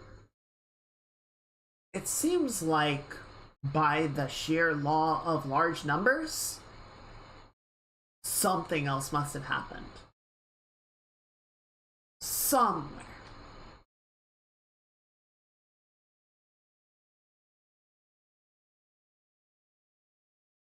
You know, humanity, being humans, very egocentric, a lot of you, look for signs of life that line up with life as humans understand it, right? carbon-based, water-dependent, temperature moderated, you know, more Earth-like life on other planets. But that is not, strictly speaking, required, right? There are plenty of other sources, plenty of other ways that things could have gone, right? Carbon is an atomic slut. Carbon loves bonding with other atoms and forming other compounds, right? It is just the right shape, just the right balance that it will bond to anything just so enthusiastically. But silicon will too. There's nothing really that says silicon can't be the foundation of life on another planet. I think those are the two most readily active to bond, but they're not the only ones. There are other compounds that can absolutely form and potentially work in a similar fashion, and water seems to work pretty well as a medium for organic processes, but again, it is not the only one that can do it. People always look for the Goldilocks zone, which is like the point where a body orbits around a star at the right distance to receive adequate temperature without getting cooked by radiation, and potentially retain an atmosphere.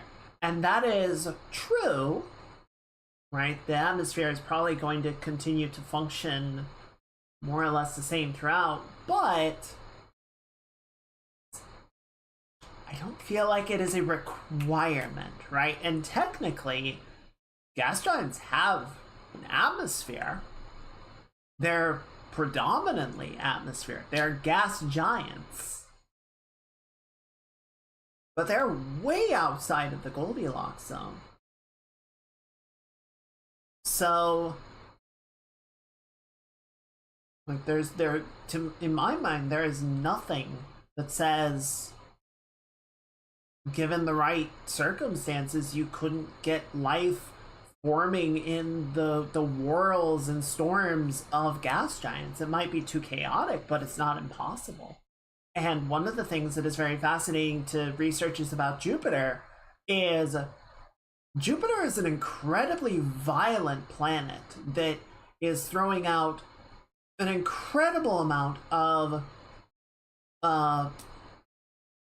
it has a very powerful magnetic field, and it is also bouncing an incredible amount of radiation. I believe the radiation from the solar wind effectively gets captured within Jupiter's magnetic field and just kind of sits there like a reactor. Right? So there is this radiation death zone around Jupiter that makes it very hard for technology and organics to survive in, because you kind of just get low-key cooked while you're sitting in the death zone. So that is part of the challenge of spacecraft that are going to do research around Jupiter, is essentially they need to do flybys. They need to dive into the radiation zone, do all of their scans and whatever other research they want to do, and then fly back out. Because if they spend too long, they're just going to fry. So they go in, they do their research, and they come back.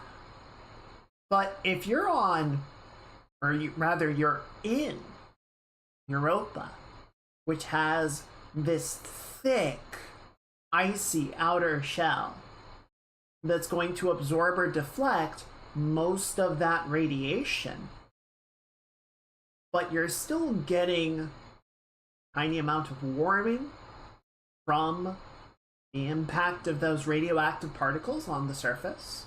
You're getting some warming from the tidal forces pushing and pulling and squeezing and twisting the planet or the moon a little bit. Like, that could potentially create enough energy, enough of a thermal body within the deeper reaches of the planet to have a liquid ocean.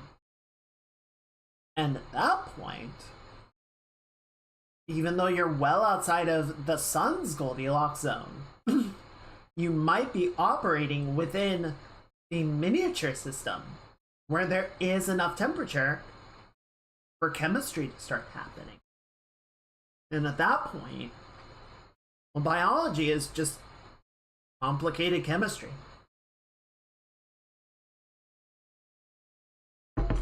One second.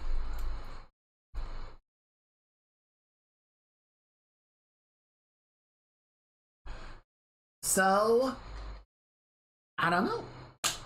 It's possible. It seems probable. I mean, the popular theory at this point is that both Mars and Venus had a period of time where they were Earth-like. But over the course of the solar system's evolution, things went badly, right? Mars, its core cooled down, it lost its magnetic field, its atmosphere dissipated. The atmosphere that is there currently is basically whatever the gravity is able to hold on to without a magnetic field to properly shield it from solar wind. It's too cold.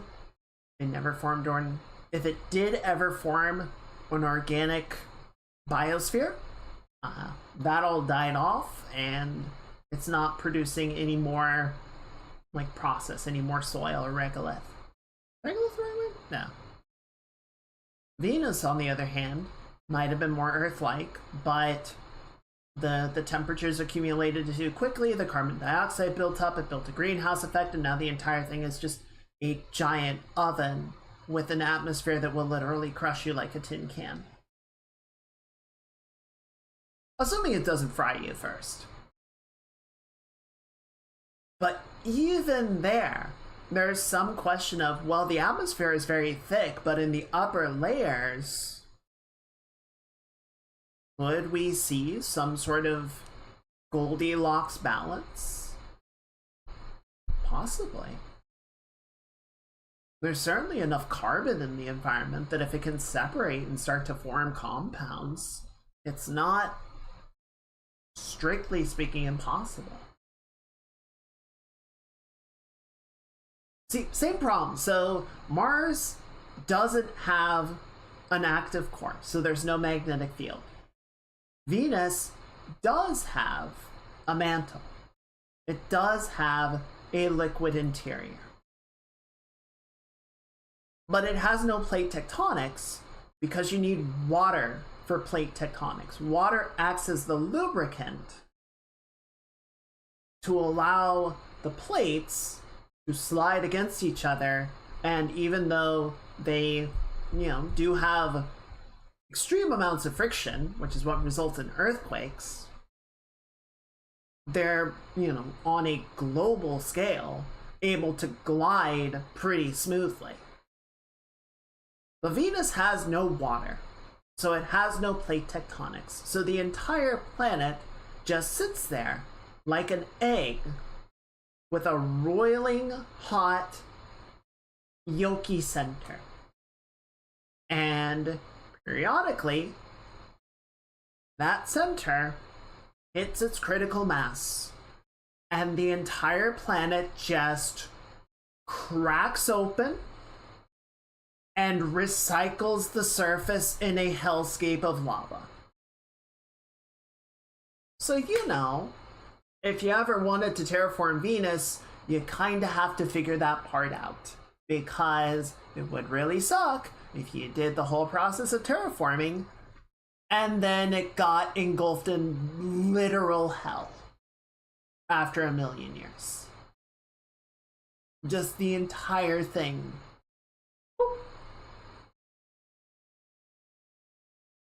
So, terraforming's hard, it turns out. There's a lot of processes. It's not just like getting the pH levels. You're working at a level that I think most people just inherently don't operate at, because planets, it turns out, are big. They're very big. And it's kind of hard to think on a planetary scale. And this was the whole thing with Horizon Zero Dawn, right? Is how do we make a system that is capable of rebuilding the biosphere once it has been completely wiped out? We need a super intelligence beyond anything that has been ever created. We don't need one, we need 9. We need 9 hyper intelligent AI operated by a single overlord, and that's Gaia.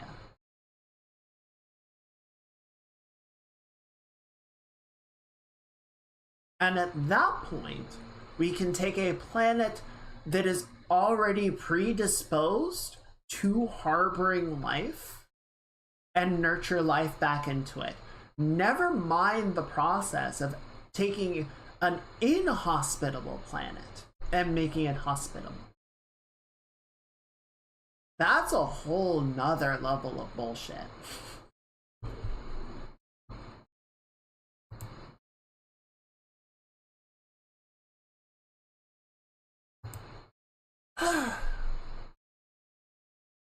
I love space. Can you guys tell I enjoy space? I find it fun. I find it fascinating. It is one of the things. It is one of the things of all time.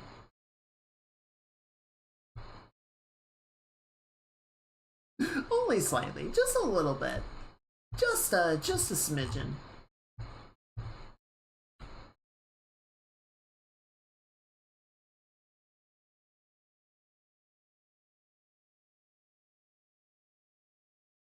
So, I honestly don't mind just keep yapping with you guys. We were gonna do the game dev stuff, and I don't mind doing it. I feel like before the stream I was kind of thinking we would just do it, but I'm also kind of just, I don't know, I'm not really up to it. Now I'm trying to decide what we do. I don't know, I'm not really thinking art, kind of not feeling it. Like, it's all kind of in a space of I wouldn't mind doing it, but I'm also not really really feeling it, you know? Kind of just low energy, I guess. I was thinking about maybe playing a little bit of Star Citizen. So this was one of the other things I was going to chat about. So I played some Star Citizen yesterday, and I played some Deadlock, and both of them were surprisingly frustrating. Both of them were surprisingly frustrating to play.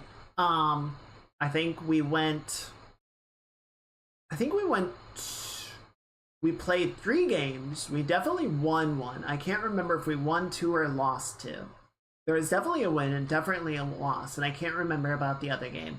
They were doing an April Fool's thing where it was just, normally, you know, there's the whole roster, and only one of a character can show up on the map at a given time, right? So, like, Mage, when we play, likes to play McGinnis. So Mage would be the only McGinnis that shows up on the game. Everyone else has to be a different character.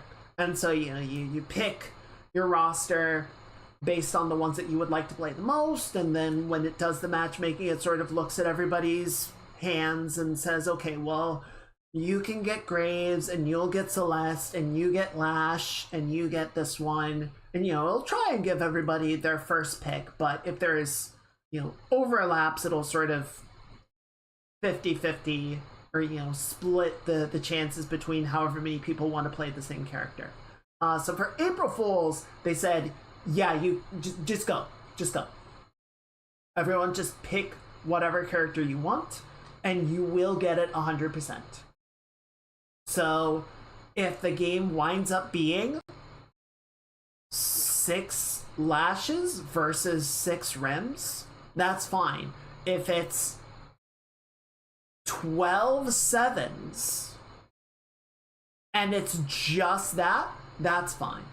And it was some fun shenanigans, but it was also like kind of a shit show. It's really not fun to have like Rem put half your team to sleep and then the next one follow up with another sleep, and you're just like unable to do anything for like 10 seconds while the team demolishes you.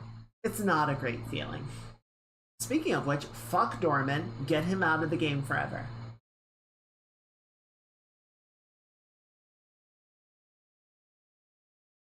So yeah, I don't know. I like playing Deadlock with people. I enjoyed it for that, but a lot of the games that we were playing were not a lot of fun. I was not having a great time with it. And again, like, it wasn't because of the people or anything. I enjoyed playing with them. I enjoyed the company, but it's just like, this game is frustrating me tonight.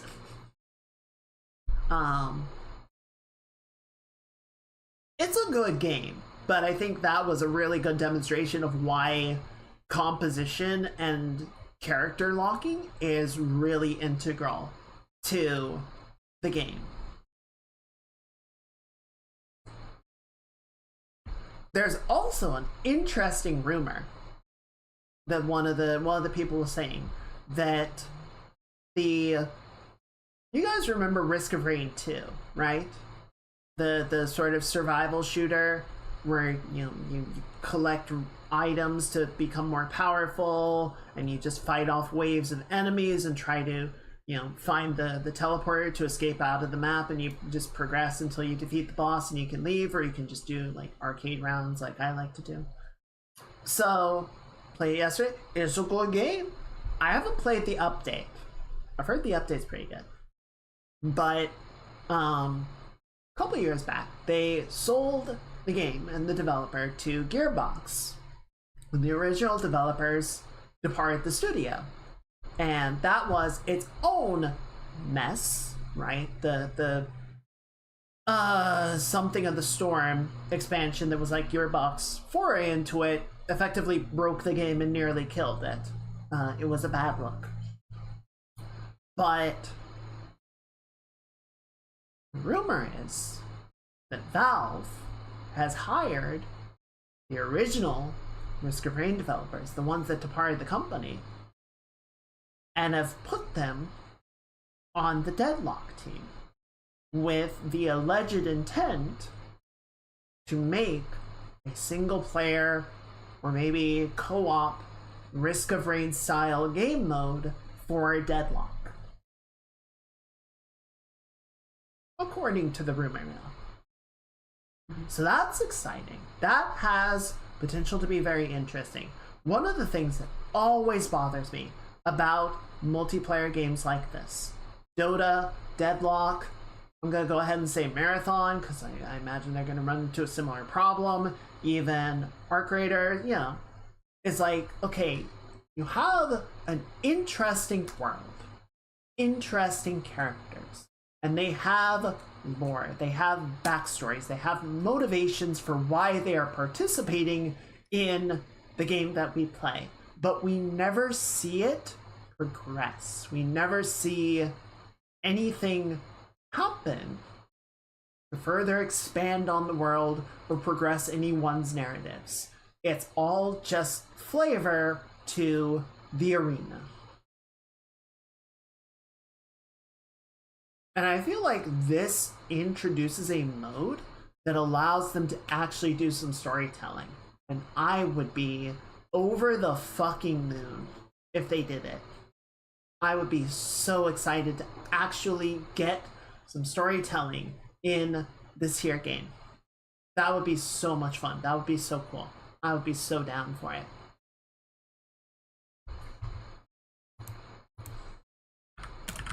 Let me look something up really quick.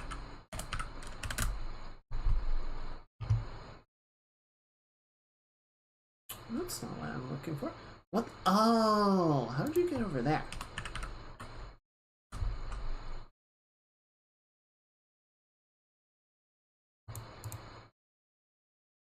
So, I don't know. A couple of people were joking. It's like, well, if you want to stream Deadlock, let us know. But I wanna drag them into that. Right, if people want to play, we could definitely look at doing that. But that would be a little last minute, I think. And then, you know, I would kind of have to make sure everyone is okay streaming it. The other thing, I was playing Star Citizen, which, man, Star Citizen, you make it so hard to love you sometimes. You really do. You really, really do. It can be so fucking frustrating to play that game. I swear to God. So, I think I tried doing like 4 missions last night. I was able to complete one. One mission completed. One of them, I did the mission, but it refused to complete. One of them, I had to rescue a ship. The ship died almost instantly. Like, there was no way I could take out all the attackers before the ship got destroyed, and it just died in like 10 seconds. I'm like, okay, well, what am I supposed to do here? And then the final mission had me go after a target that I would have been able to defeat it, but there were just so many escort ships that's like, there's no chance at this. And you know, that one does advise that you're supposed to bring backup, but it's like, you're not giving me options to progress with this faction on my own. Like, this is exclusively group play content, or just for people that are much better combat pilots than I am. I mean, that's fair, Mage. We ended up going late even for me. I think it would have been like close to 5 a.m. for you when we wrapped up. So it's totally understandable that you didn't want to play. I think it was a good decision. Also, it would have been or would have been frustrating. Those games were rough, let me tell you.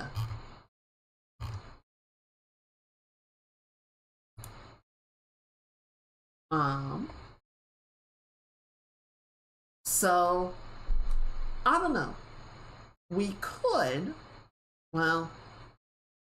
try doing a little bit of Star Citizen. Might just need to sort of change plans, or like do something a little bit different than what I've been trying to do. Which would be, I wouldn't really mind. I'm ready to leave Nyx and try this again another day. It seems like a lot of the blueprints that you can get right now are in Pyro. I went over to Nyx because I wanted to try and get a blueprint from one of the mission tracks there, but it's just been giving me a lot of headaches, and I'm ready to leave. I'm ready to go somewhere else, do something else. So, I don't know. We could try doing some Star Citizen. We could see if people want to play Deadlock. We could jump into Horizon for just a little while and see how that's going. Maybe progress some side stuff. What other options are there? We could just keep yapping. That is not unreasonable.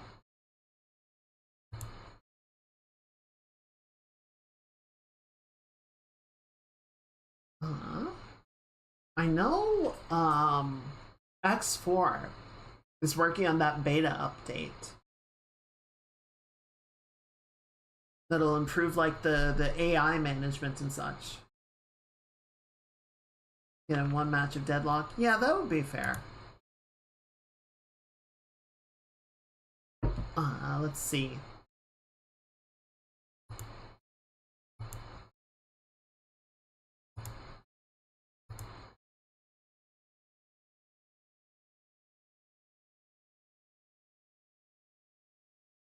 Let's just run some Risk of Rain for a little while.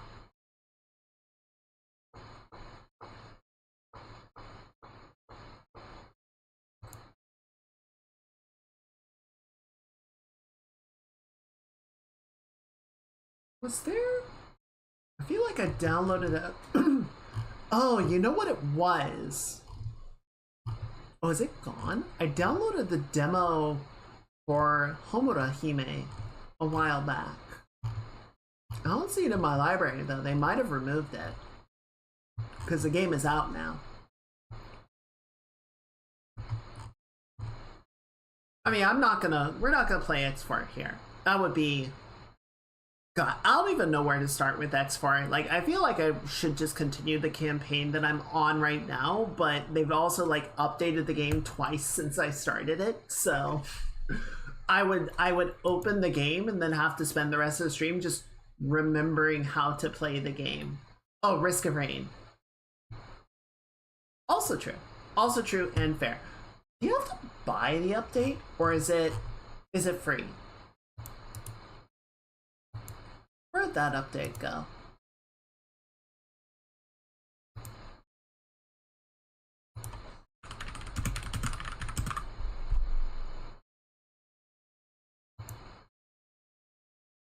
I think there was a paid something that they did. Is it the Alloy Collective? Yeah, so Sacred of the Storm was the previous thing, and then Alloy Collective is the latest update, which I think is sort of like a similar pack of stuff to Seekers.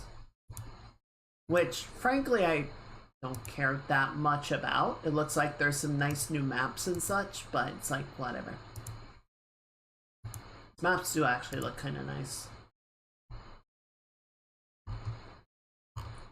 So yeah, Alloyed Collective is a paid thing, but they might have done like a free update alongside it.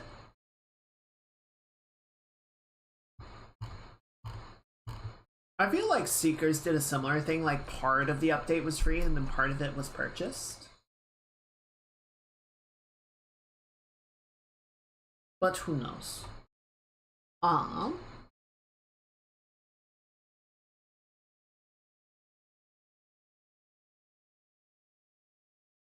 New Survivor is weird. Meh.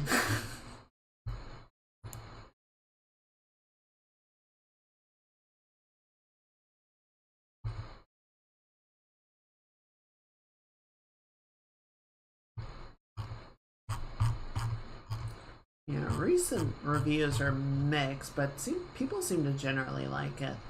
I don't know. What would you guys prefer? I guess it's kind of seeming like we could do Risky Rain. We could check with people about Deadlock. I wouldn't mind doing some Deadlock if people are fine with me streaming it. Or we could just try doing a couple missions in Star Citizen. Rather, one of the two is weird. The drone one is interesting, but the other is based around junk. Around junk? Like junk items or junk on the floor?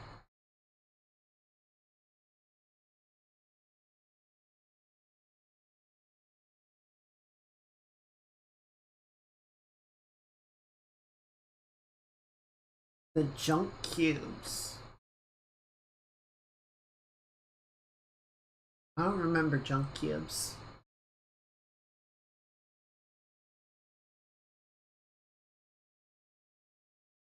Let me see. Okay, so what do these? Oh, the Artemex gear. Wait, what does the Artemex gear look like?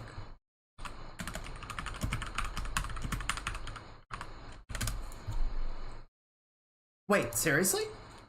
Oh my god, I can get the Artemex gear finally! You put items in the scrap. Oh, the junk that you trade to the vending machines for free. Okay. So you have to get junk cubes and then... Oh, that is weird. It's interesting, but weird.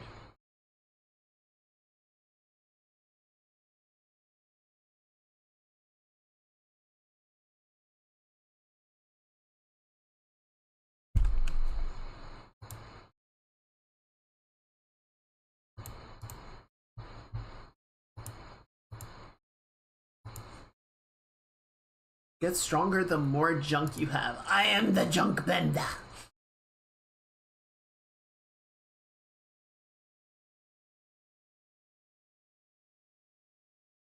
I don't know. I don't hate the idea. It just all... I get it though. It sounds weird. Not terrible per se, but weird.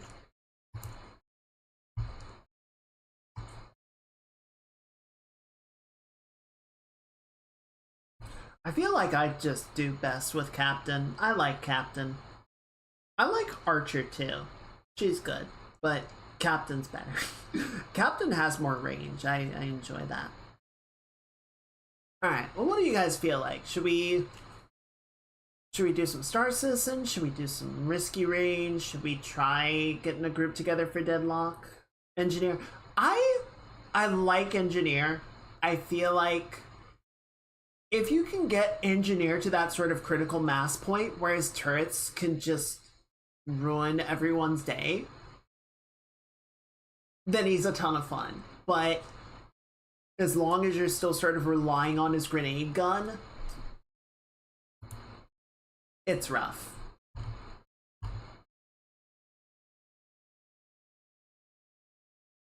You know what? I'm kind of feeling Star Citizen. I know. But play South. Look, let's not get it twisted. I loved Engineer in TF2. I love tower defense games. I love turret gameplay. I get it. I just think, I don't know, like, I even love the turrets on Engineer. I just don't like his grenade gun. And until you get to a point where the turrets are kind of taking care of things, the rest of Engineer's kit is kind of not great, in my opinion. I'm booting up Star Citizen, don't look.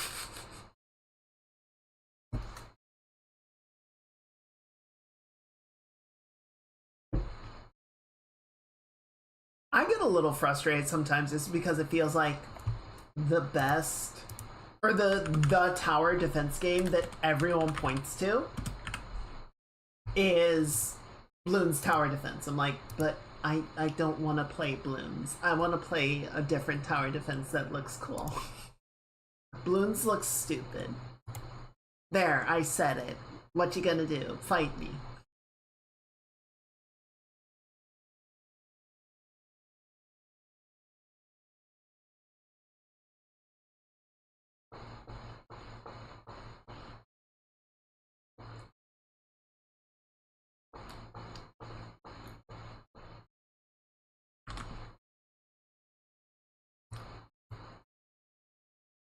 Hmm.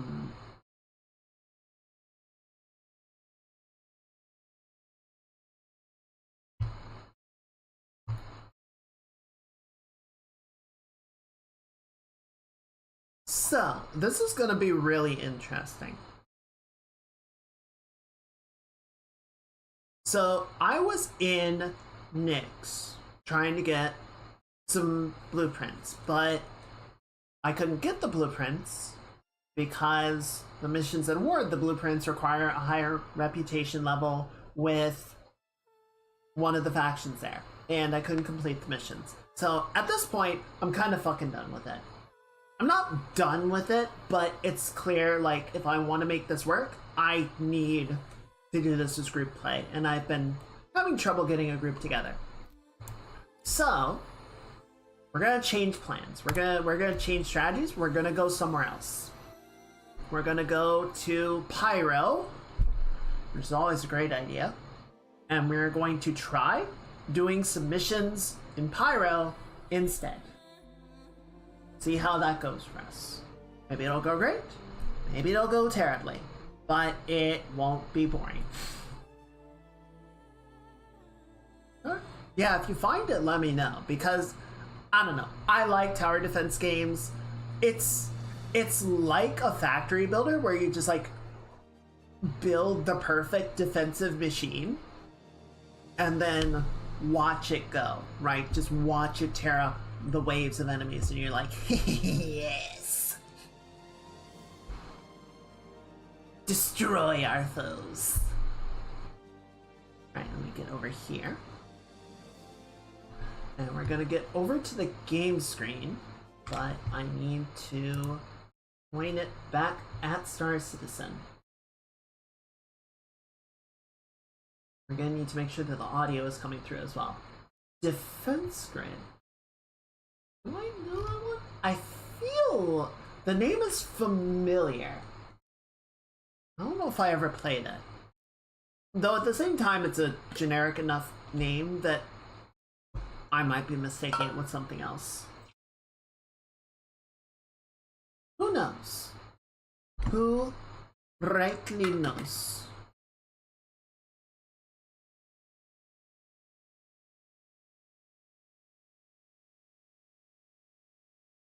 Also, for the record, chat, I know this was like a special circumstance with a particular thing that required a lot of yappy chatty, but I am happy that we have entered the 2-hour yap gang.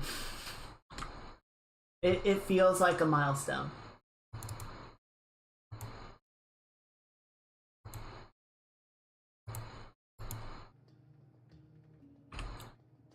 It does feel like kind of an underrepresented genre, which is kind of weird because I feel like it's the kind of genre that people could make indie games very easily, right?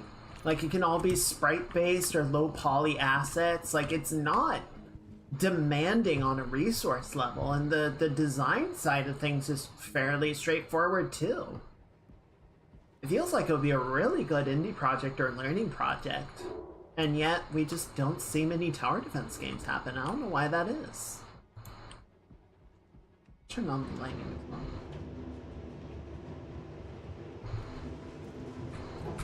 And turn off chat, so that a lot of times not really a lot worth discussing there. I'll leave the music on if y'all are fine with that. I find a little background music makes Star Citizen go down smooth. Though Pedro's work, to be clear, is phenomenal. Pedro makes some great music for the game.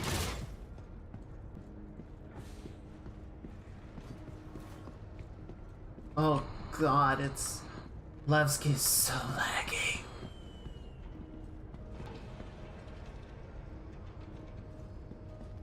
They're still working on optimizing Levski. They're still working on optimizing this whole fucking game, I'll tell you what. The new inventory, though, is very nice. It's not perfect, but it is a massive improvement over what we had. Oh no, it's not you. It's not you. And if I didn't have VTube Studio and OBS running on the Traveler, we wouldn't be doing this.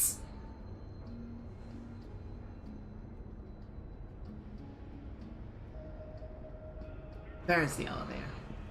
I just want to run over to a store and pick up some additional ammo because I think we're going to be doing some ground missions.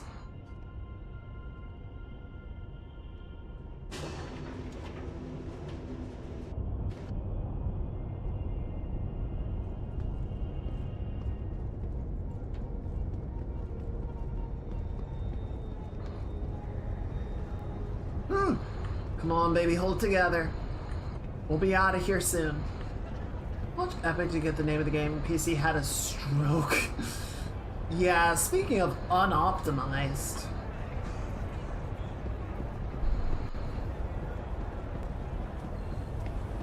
There was a meme I saw the other day of like every AAA developer, you know, Microsoft, Sony, Epic, Nintendo, just like putting a shotgun in their mouth and doing unmentionable things, and Valve is just watching on in horror, and then the mob is accusing Valve of being a monopoly, and it's like the only thing Valve has a monopoly on is not being a fucking idiot.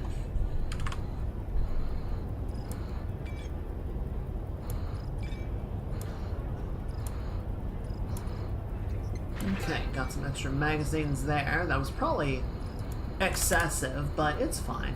Also, they've got a laser pointer. I don't need a laser pointer, but I want one.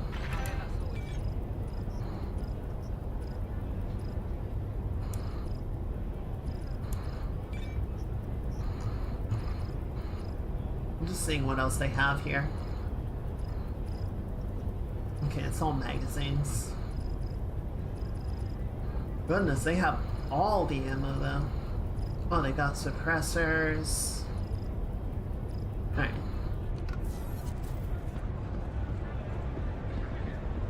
Alright, let's get to our ship and let's get out of the system.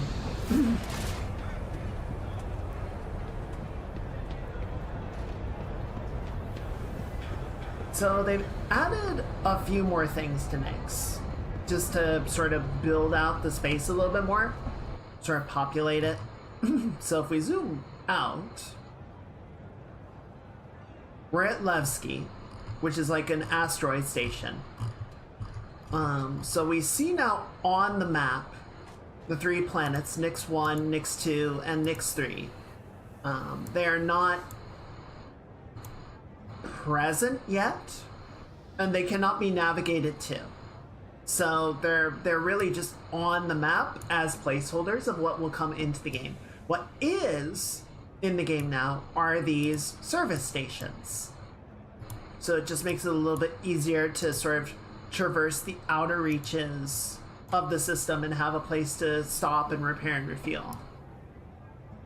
The other thing that they have added, which are not regular positions on the map, are the QV breaker stations, which are these big asteroid mining facilities. They have these giant like laser constructions on them that they would like ferry asteroids to and then crack the asteroids open by shooting them with the laser and mining the sweet nougaty innards.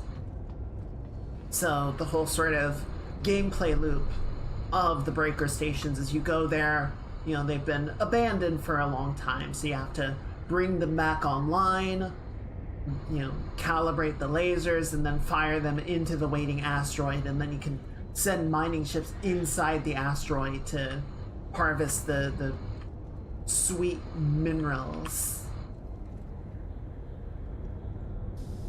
But you have to earn enough reputation with one of the factions that they will start selling you contracts to the breaker stations, and once you have proven yourself, I guess you might say, or like you earn it, then they will tell you where the station is and you can jump to it, but not beforehand. That said, one of the missions that I took last night was at a breaker station, so it's not entirely impossible. You just have to get really lucky that one of your missions might be located there.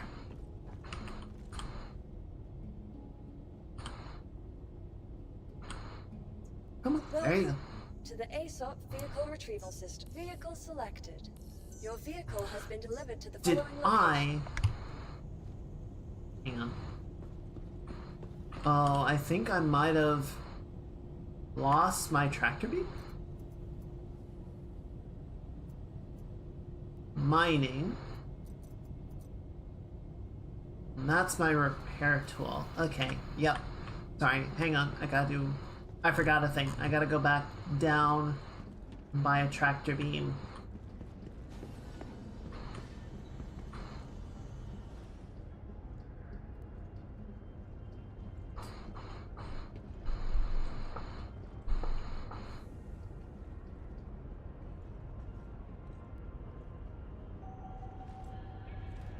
So, tell me a bit about what's going on with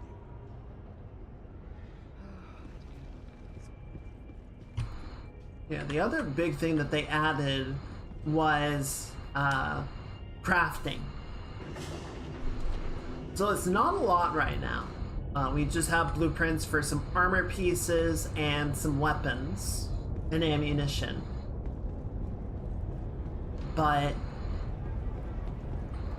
they have added so that the various crafting materials, the minerals and such that you can get have actual like quality values, and if you get higher quality materials to use in the crafting of your items, do you sell? No, you just sell clothing. Where's the tool shop? It's over here. This looks right.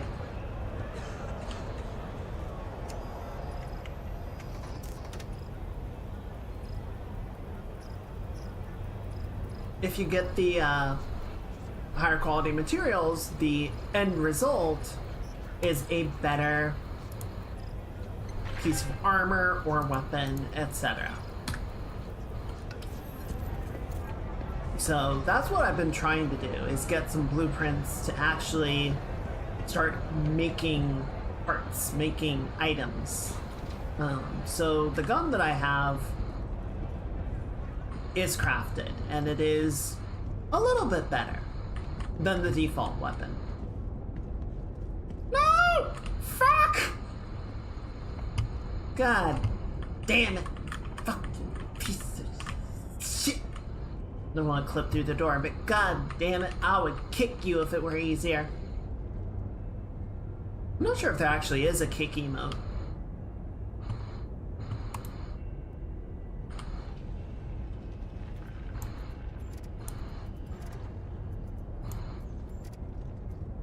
There's angry. Motherfucker.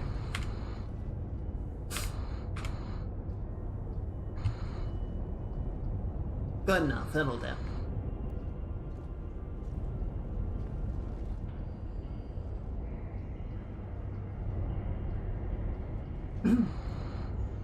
Alright, here's the next one. So I'm gonna wait until we're off of the elevator. If this goes down, I'm gonna shit myself. Oh, that's a little bit awkward. There we go. Alright. So there was a really cool moment that I had the other day where I checked my map. And yeah, you can see all the levels of Levski stacked on top of each other, right? So the hospital wing is over here, the habitation is over there, the barter or the market where we were is down here. You know, you can see all these things. You're like, oh, that's really cool. And then you look over here and you're like, what is this?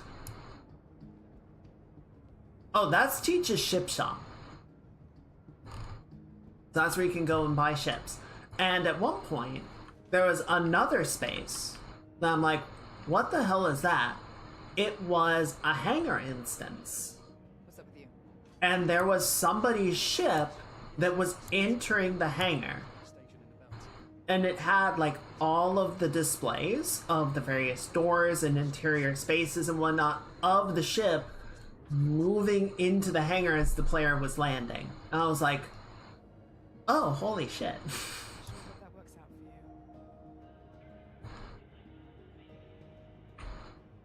for you. Over there are ships. I'm not sure if those are the landing pads or not. I feel like that is one of the like strangely unique, incredible things about the way that the game operates is like the ships are not layers. The ships are spaces. The ships are places where things can happen. You know, part of why people are so excited for the Kraken to come out is the Kraken is a massive ship. And it is not impossible that there could be missions that occur on the Kraken. Right? You could have gameplay activity of the player, you know, like having a mission where they have to go to a Kraken and retrieve an object or kill a target or, you know, any number of activities. Okay, let's put you there. Come on. Fine. Do it this way. And then put you on that way. And then you can attach the underbarrel. So now that has a laser sight on it.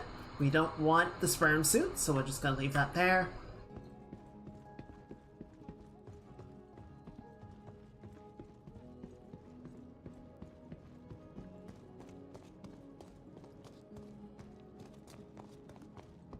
So, you know, some ships like the C1 aren't particularly big, relatively anyway, and their interior space is just a hallway. So there's not room for a lot of activity, but there's still some. You know, this would be a very interesting ship to find for salvage because there could potentially be components in the rear spaces that you could loot and take with you, or, you know, loot in the cargo hold.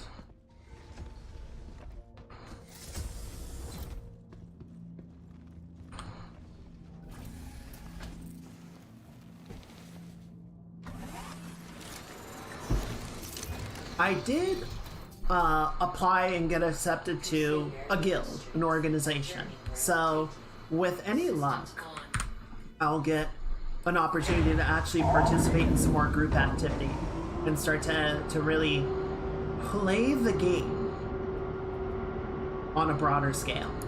Let me go ahead and turn this down.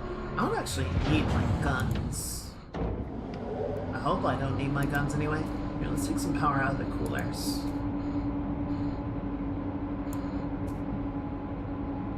If I need my guns, I've probably already lost.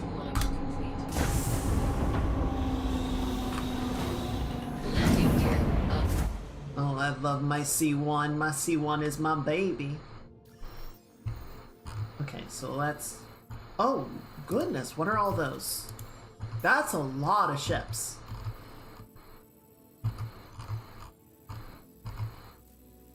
Okay, so we are headed for the Pyro Gateway.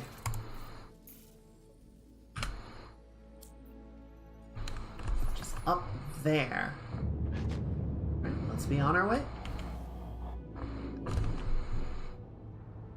I love the Glacium Ring. It feels like being underwater. They did a really good job with the look and feel of this place. The optimization, you know, having so many little objects and everything, definitely leaves a bit to be desired, but damn if it ain't pretty.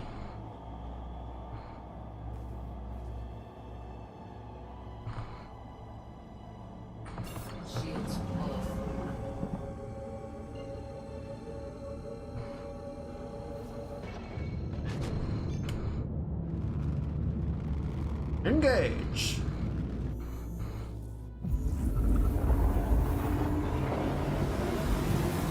Yeah, quantum travel tends to have a bit of a kick going into it. It smooths out after a while. Oh, shoot. I really hope this doesn't kill me. Getting out of your chair while you're in quantum can be a bit of a gamble, but we're only gonna go over here, so I hope it's not too bad. Come on. I just wanna toss my extra stuff in here so that it doesn't take up space.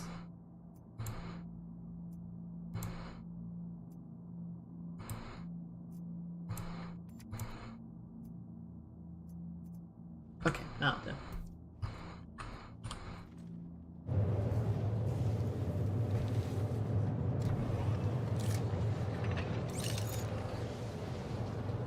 Yeah, almost to Pyro, almost to the gateway.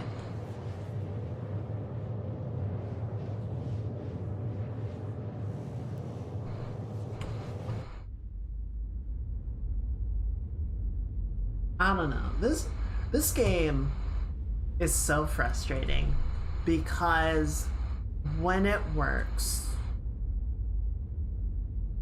it doesn't really compare to anything else. It is such an incredibly unique experience. Oh, that was the bell. Goodbye. And there's the Keeler belt.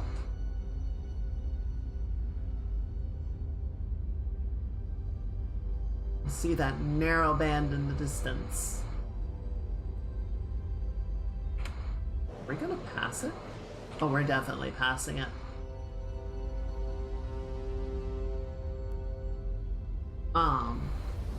The problem is that it doesn't always work. It actually quite frequently doesn't work, which really sucks because I just want to have a good experience with it. I feel like so often I end up fighting the system to just be able to play the game. Quantum travel complete.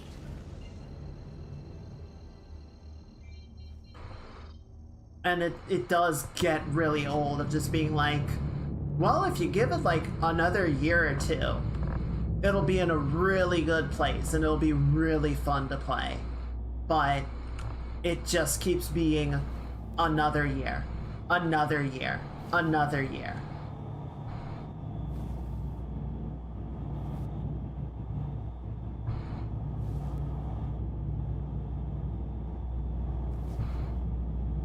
It is getting better. It's a very slow process. And yeah, we have worked on game development on this channel. You guys know, you have seen how complicated even simple game dev can be.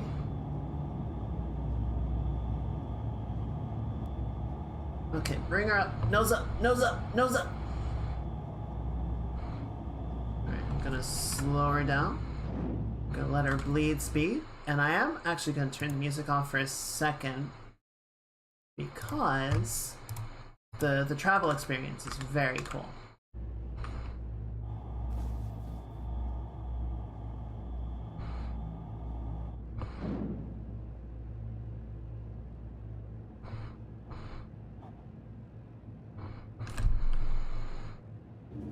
Tuning.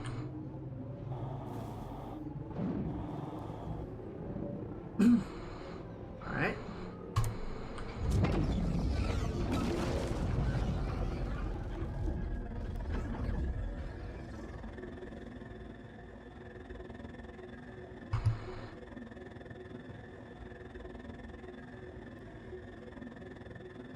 Oh, this one looks like it's gonna be choppy.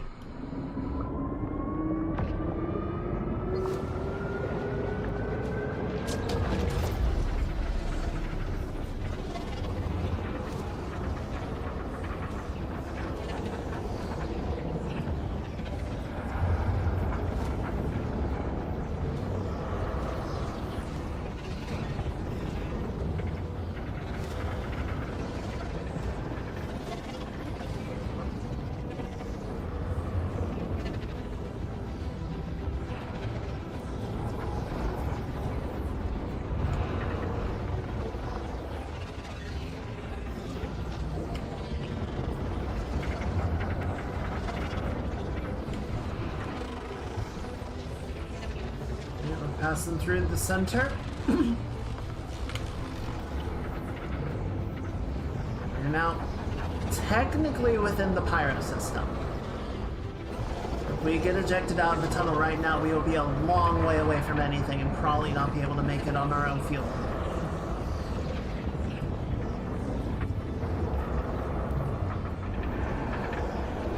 Up.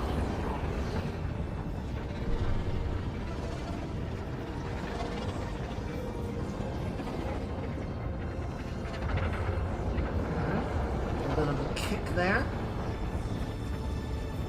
Come on. Alright, that's clean. Handshake was successful and we are in pyro.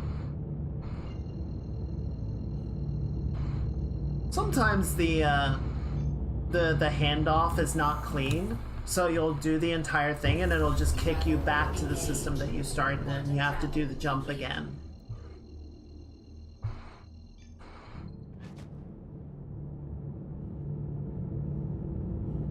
It's a lot of luck on how well that's gonna go for you.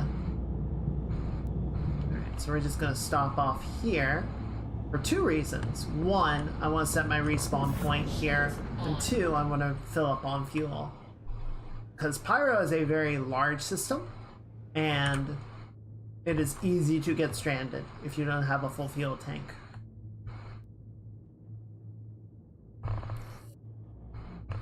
There's my hand.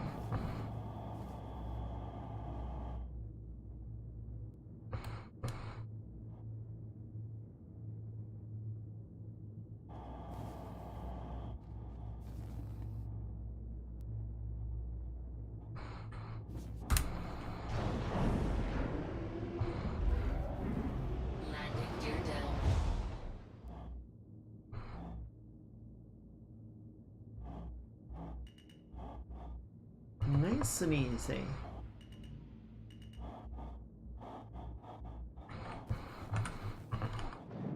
Alright. So let's check two things really quickly. Get the refueling going.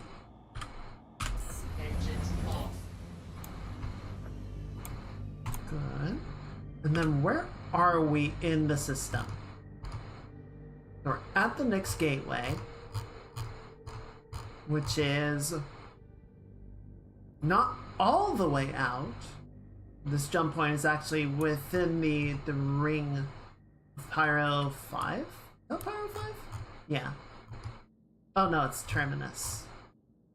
Pyro 5 is right there. Pyro 5 is actually close to us. Excuse me. Got Rat's Nest, Dudley and Daughters, Terminus is up there. Stanton is on the far side of the system. So, we're looking for establishing security. That's probably going to be what we have to work with. Not sure if you're familiar with the organization. Anyone with combat experience to help secure a remote outpost near Chalwa's Beach on Pyro 4. Okay, so this is our introductory mission to the Citizens for Prosperity.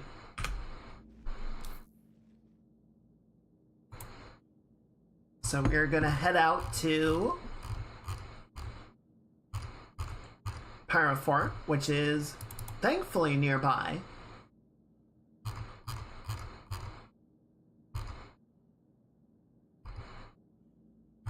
We're gonna go find a little settlement, and we're gonna clear it of some baddies.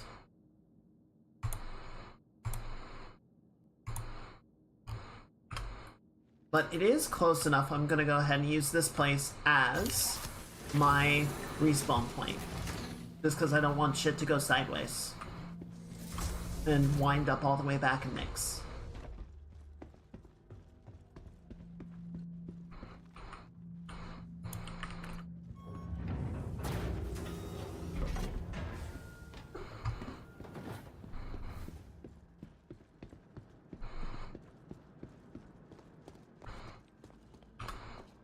Got my gun.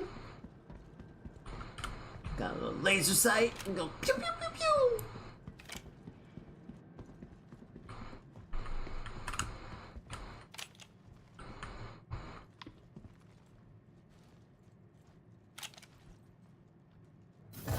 That's not a good sign.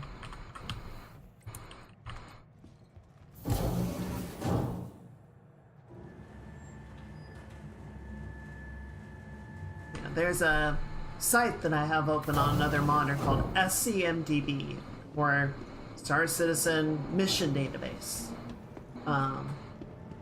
Which is really helpful for seeing all the various missions available from a given faction, you know, what awards, blueprints, credits, or whatever else. You know, it's the kind of thing that would be very useful to have in-game, but most MMOs do not offer everything in-game, right? I'm gonna turn the music down a little bit. Room 4. Excuse me. Recently ranked 5th in patient wait times. Choose convenience. It is 29:56, and we have figured out how to regenerate people from death, bring them back to life. We have still not found a cure for male pattern baldness. Medical concerns got you worried? Fellas, I don't think it's possible. Just relax. Everyone here at Delta 2, 3, 4. There we go. It might just be an inevitable curse.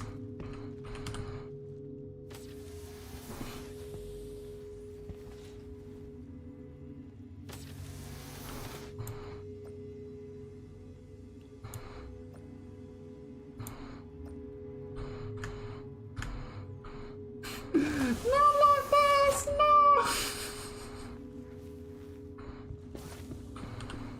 Not like this. Two is off limits inbound. It's a pretty big one, so team stand by. I think it's a bit backwards that more people Sure. sing the Sata Bowl championship. You know what? last election. Incredible glute strength. Better priorities. I suppose it's the perks of living on a station.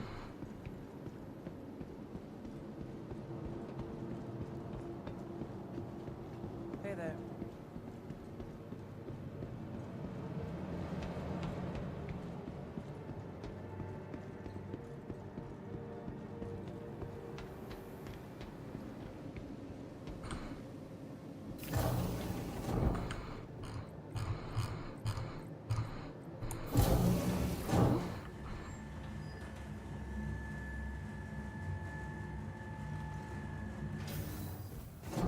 Alright.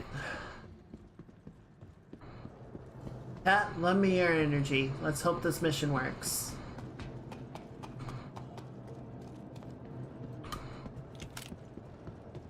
You should have been able to get inside.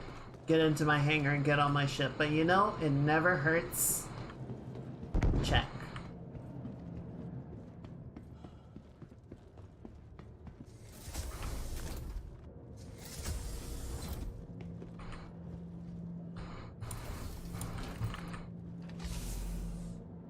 Okay. Did I close the door? Nope.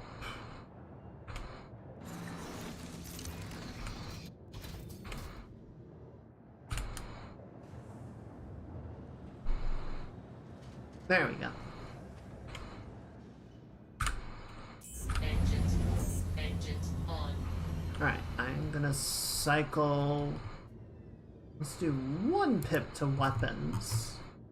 So we have our maximum battery.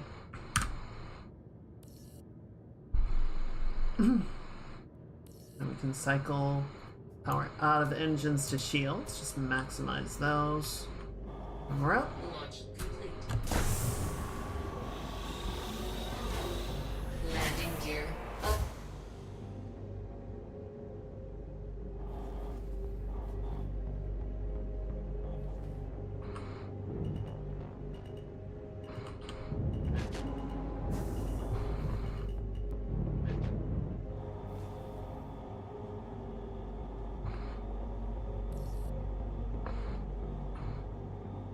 Shields off. Are you gonna... No, you're not gonna do it. Alright, that's fine. Go ahead and clear that out.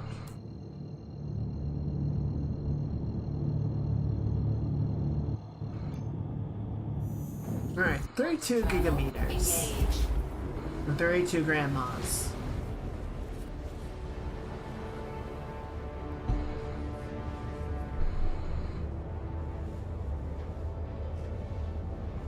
I don't know, all the sci-fi makes space travel look so easy. You know, everyone loves The Expanse for being relatively realistic, but even they have cheats so that getting between planets, getting between locations is relatively short. And then the show, for obvious pacing reasons, kind of omits a lot of the travel time that the book still holds on to.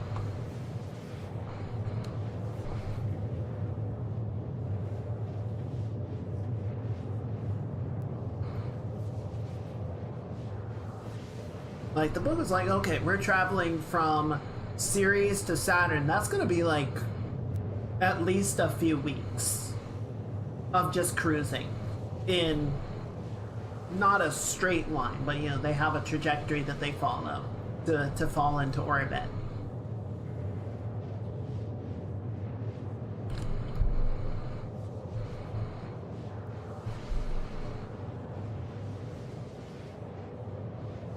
You know, because of how the mechanics work, you can't just get up to max speed and cruise. You get up to a maximum speed and then you have to roll over and start decelerating.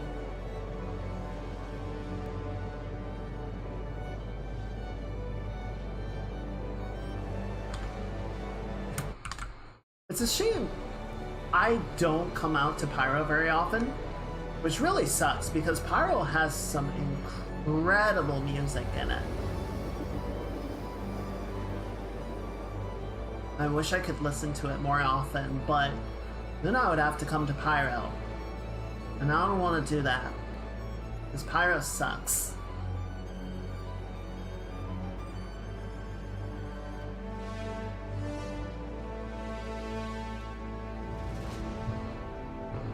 Quantum travel.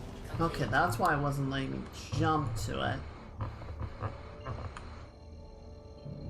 So we're just gonna make a hop over to the orbit of Pharaoh.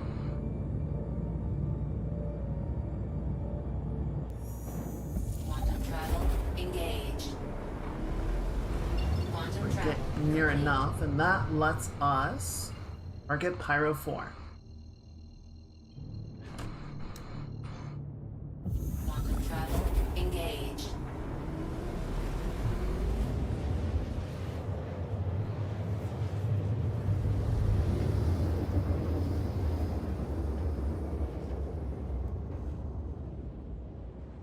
Quantum travel complete.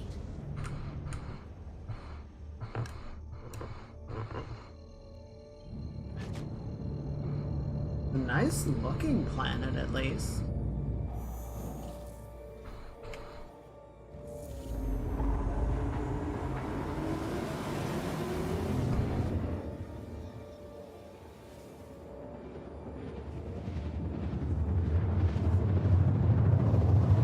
Oh, of course, it's going to be on the night side.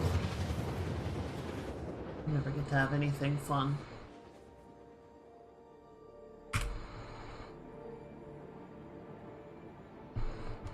Quantum travel complete.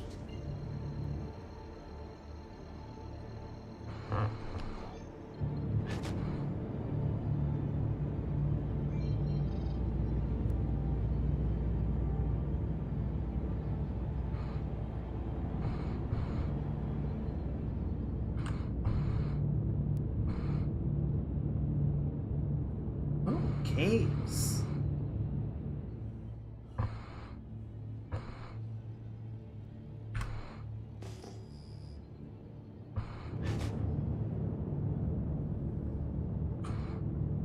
What we got? Asgard and a cutlass. No sign of them being active, though.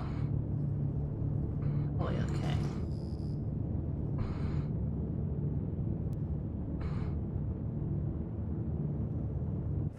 Shields on.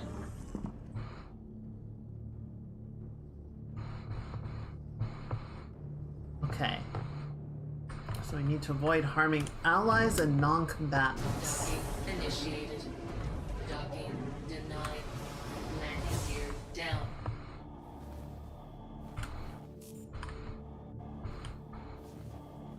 Gonna have to be really careful. Well, I say really careful. We're gonna have to be decently careful about who we shoot.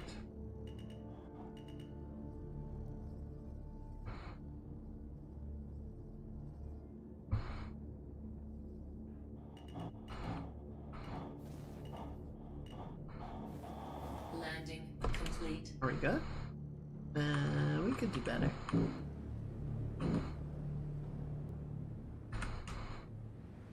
That'll do.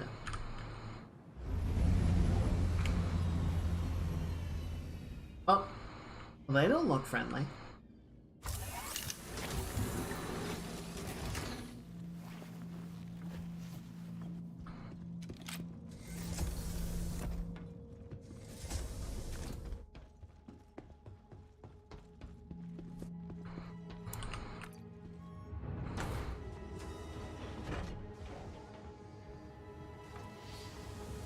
I've had issues with falling through the world in Pyro, so I'm gonna step very carefully.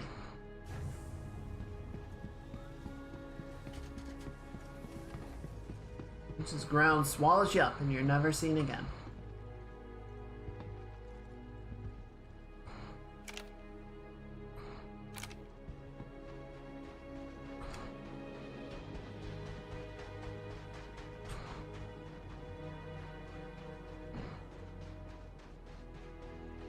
those two fellows go? I had some kind of bioscanner.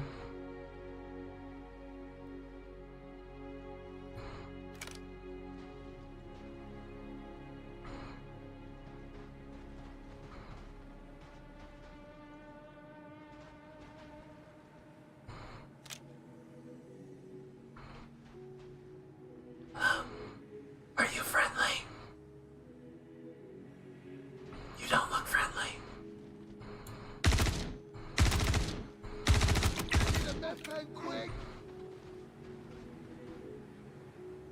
You think they heard that?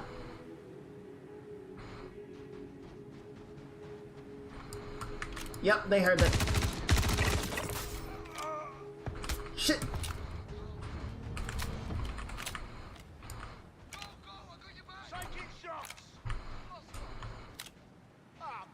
Oh, okay, there's people.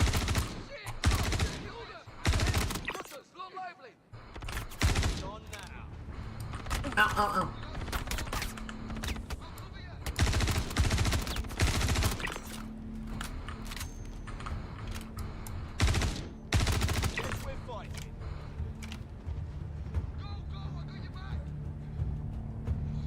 You know, I think you might not.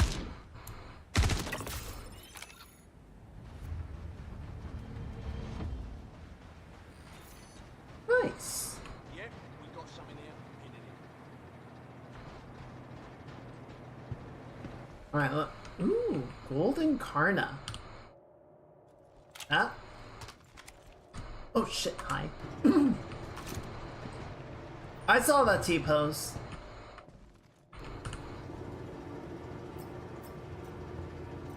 I think we wouldn't notice, but we did.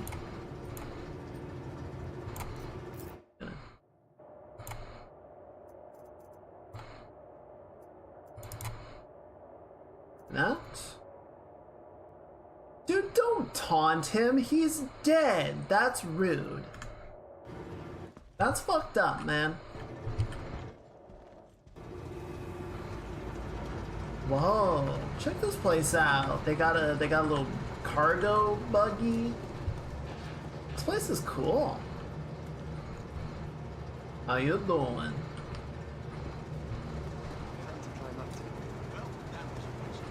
Got a little machine shop over here. I like this.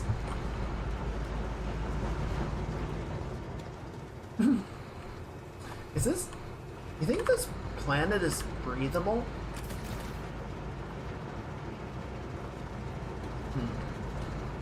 Okay. Oh. I'm just looking to see if there's anything else that we can grab.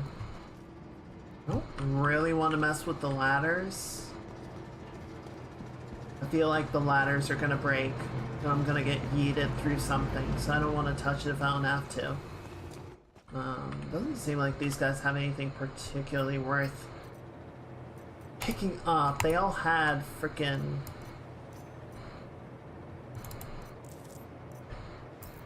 shotguns. I've never been a big shotgun fan.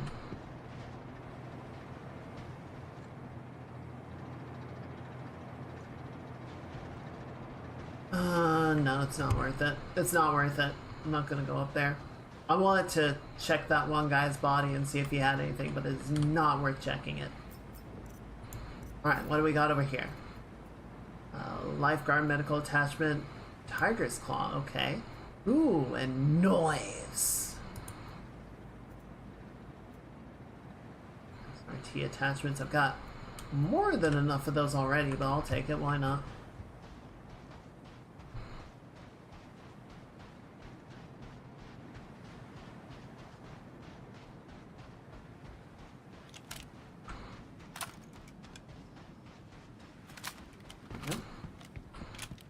I remember when they finally added ammo pooling and everyone was just like, fuck yes. Because you would wind up with so many magazines with like 5 bullets left in them and there's nothing to do with them. So you just throw them away and it's just dead ammo. And now you can pool your ammo so it'll like automatically fill the magazine with whatever ammo's in reserve. And it lets you effectively like consolidate your magazines and replenish mostly dead ones. It's like, okay, now we're cooking. Alright, so that should get us more contracts. Now we're cooking. So what are we looking for here? Excuse me. Sorry, 1 second.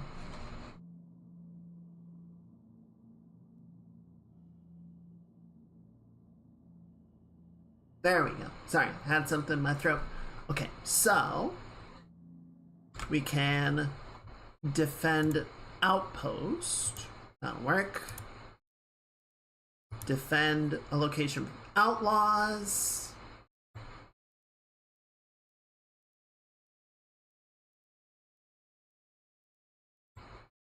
Assistance needed. Okay, so attack on CFP outpost is gonna get us the specially colored gear. So if we can find that, that would be great.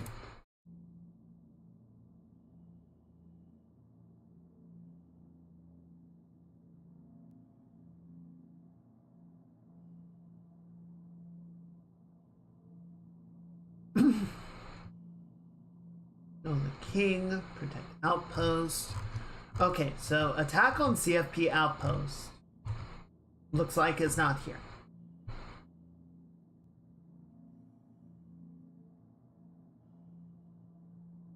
Oh, actually, what's my reputation? Yeah, I should have it. If it were available, it should be here.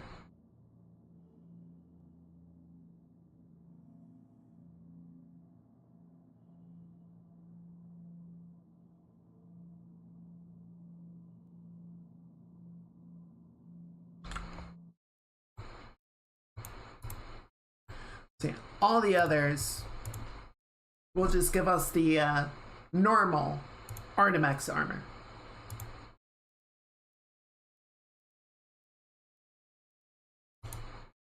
Ooh, okay, this one has a chance at the Gallant rifle.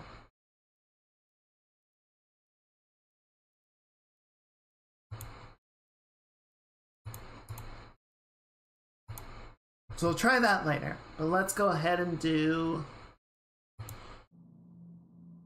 assistance.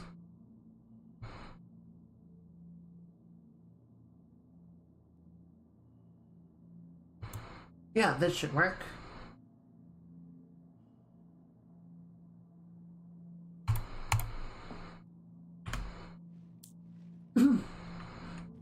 Let's go be good guys.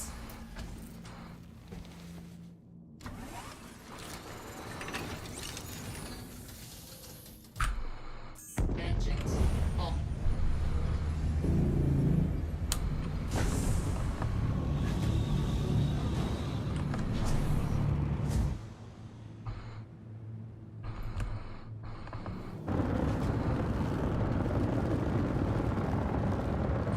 Alright, where are we going?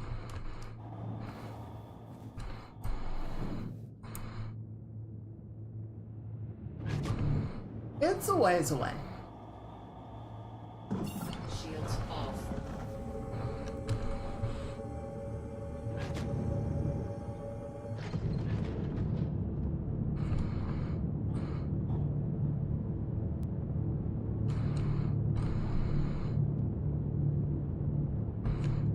You know, I like getting places, obviously, but sometimes it's kind of nice just like do the orbit, you know? Just take in the sights.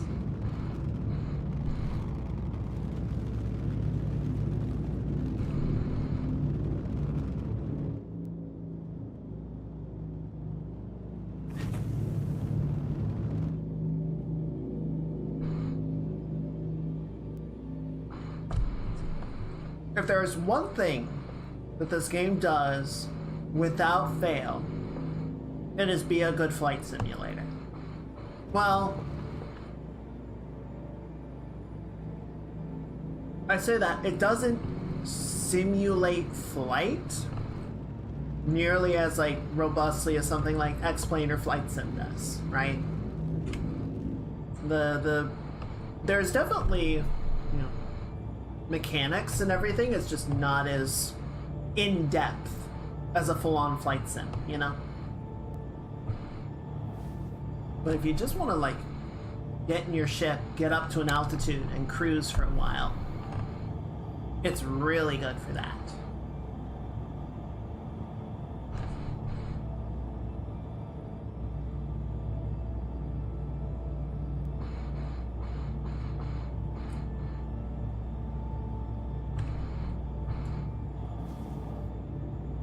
But I'm pretty sure that flickering is coming from a light probe freaking out. But it still looks really cool. So I kind of don't mind.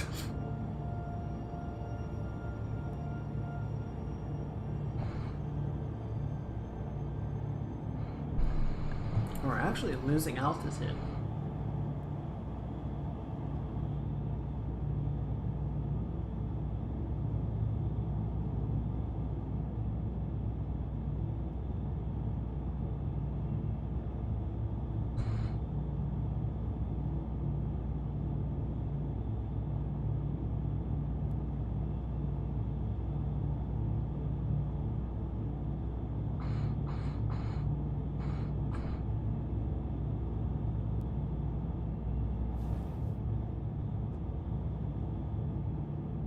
We have almost cleared the planet.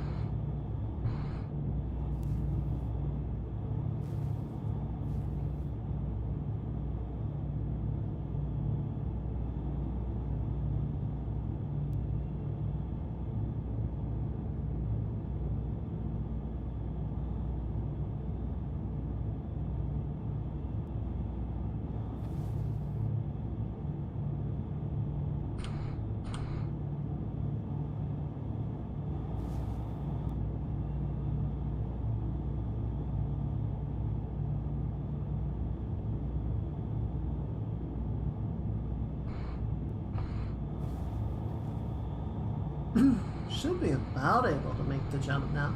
There it goes.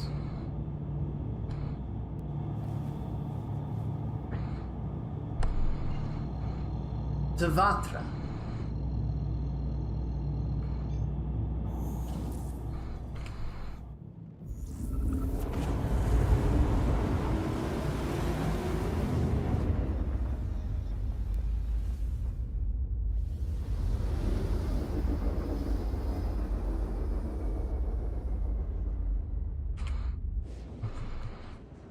Oh, of course it's on the dark side again.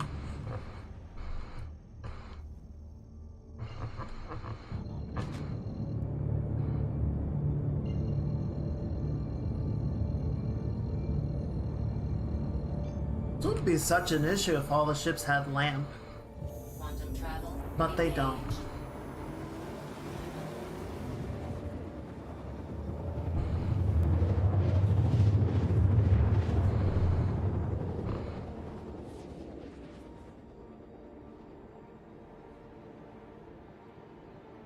Quantum travel complete.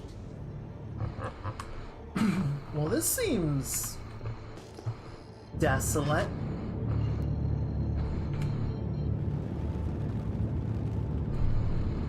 I don't know about you guys, I would not be keen to live here.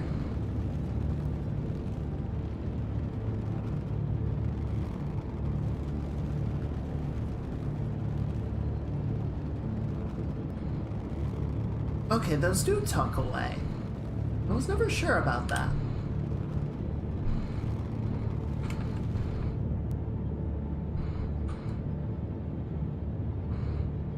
Another Asgard. The Asgard is a very popular ship, it seems like. I really like it. I think the Asgard is a very cool looking beastie.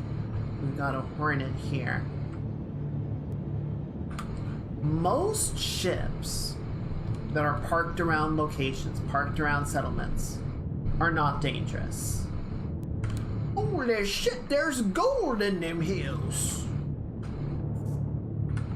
We're rich.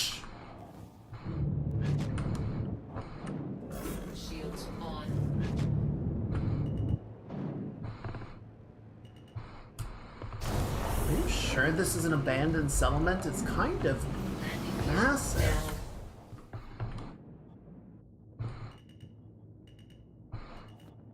What?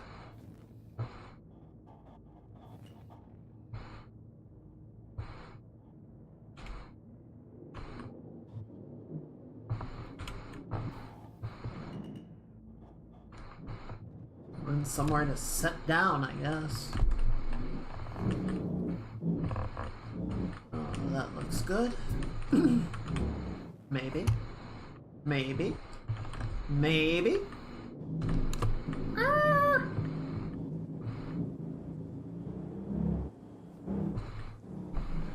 For the record, that big mean mother right there is an Asgard.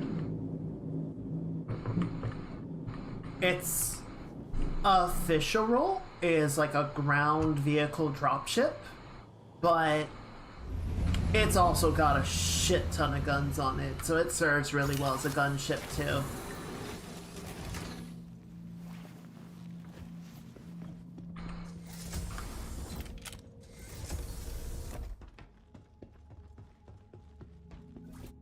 Oh, hang on. Before we do this,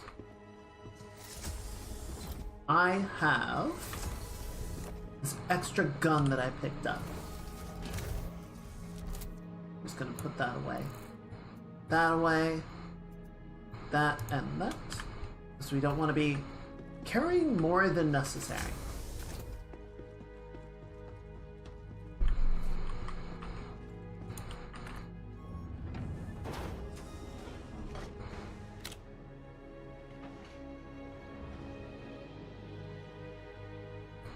Okay.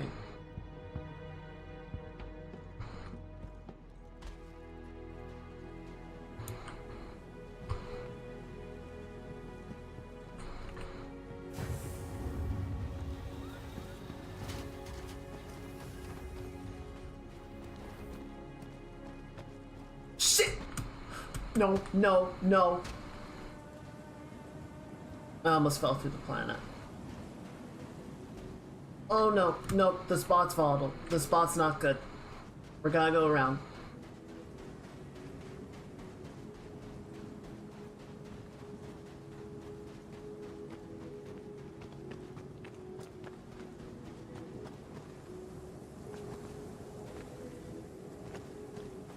Oh, this makes me really nervous.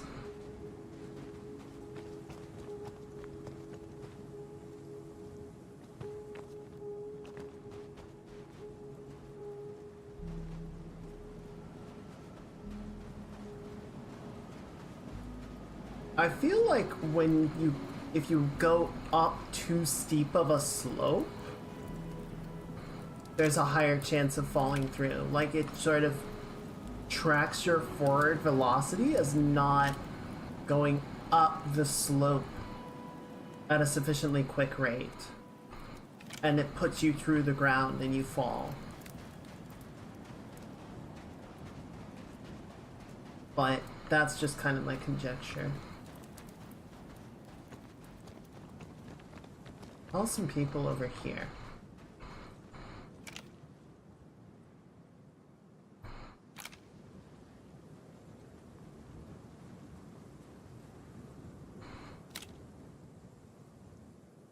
Those boxes are having sex.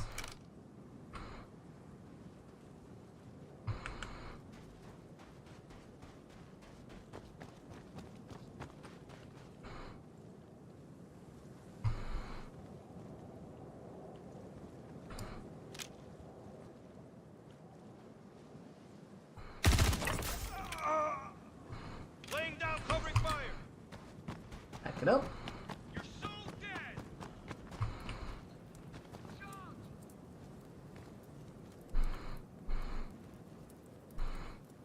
Maybe I want to die.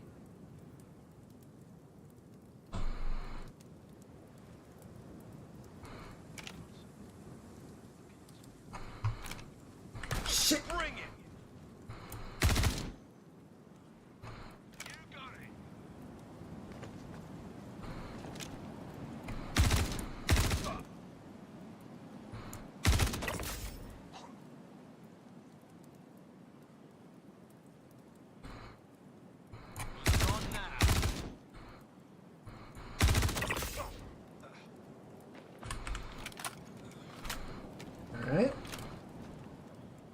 It's about 40%.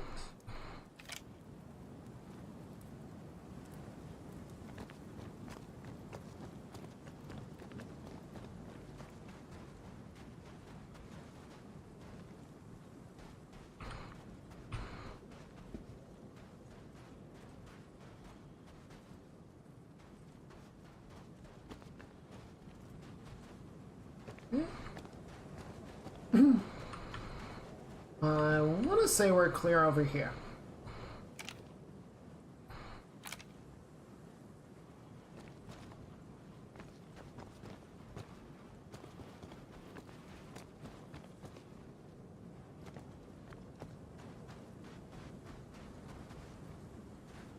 So where's the next group?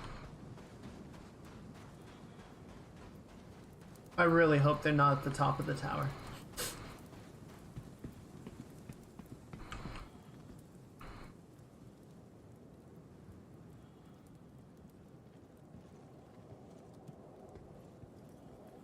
Oh. Ooh, heavy. Get low, get low, get low, get low. I'll cover you. Oh, it's about to pop off. Okay, let's do this. I'll cover you. Ow, ow, ow.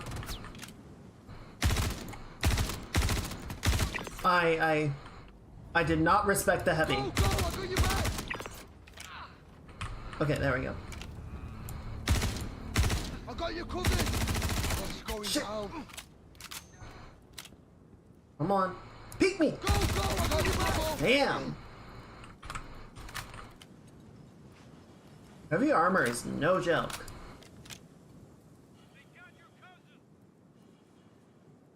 I see them, but they're far enough away.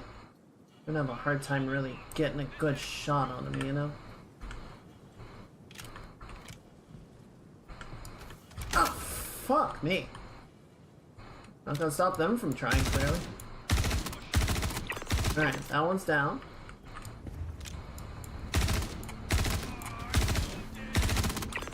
There we go. Not so tough. I mean, I say that and took over half my ammo. Right, let's see. Get down there.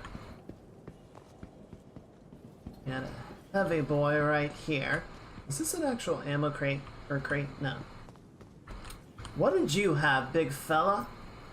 Ooh, F-55? Don't mind if I do. Wait. There you go. Right there. Put that on there. No. There we go. Alright, put that on, put that on. Citadel armor, huh? I won't say no.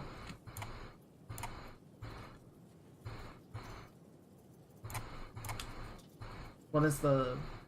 Not enough available... I just want to move a med pin, my guy. Whatever. Oh! Oh dear.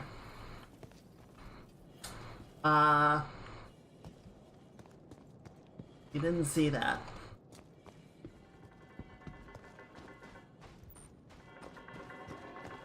Alright, we got another corner rifle on this guy. Or no, that's a Ravager. Yeah, they're just resting. Just having a little dirt nap. Okay, we got the other heavy, so we can take his FS-55 ammo, assuming that the system will actually loot correctly. Yeah, there we go. Oh, it did give me the med gun, or the med pins. Excuse me. Ooh, I'll take the custodian mags, yes thank you.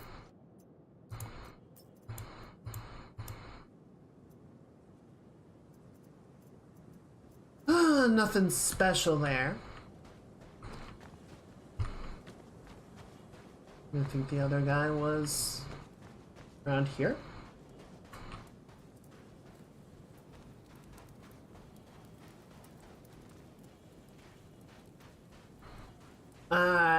lost track of them.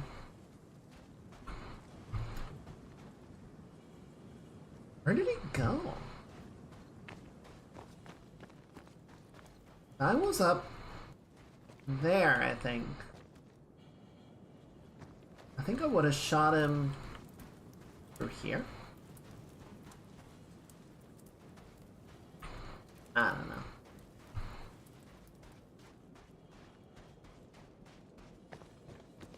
Alright, let's check really quickly just to see if there's anything to loot. With how these places have a bad habit of swallowing you through the floor, I don't want to take a bunch of time put more footsteps down than I really need to, but oh, I saw one or two lootable crates.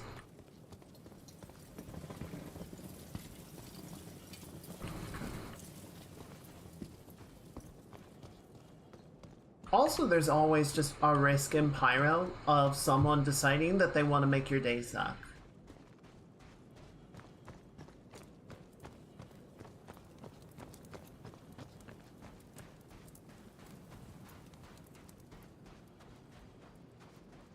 The less time we spend allowing for that possibility, the better.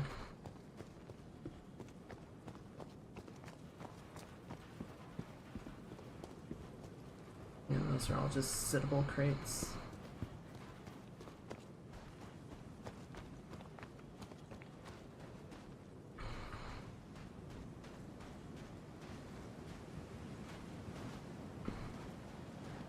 Shotgun ammo.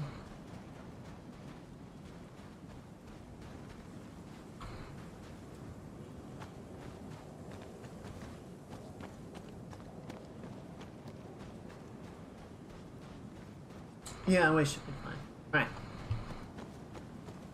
I did not stop to see what we got as a reward for completing the mission. It would have said right as it was finishing. I didn't spot it.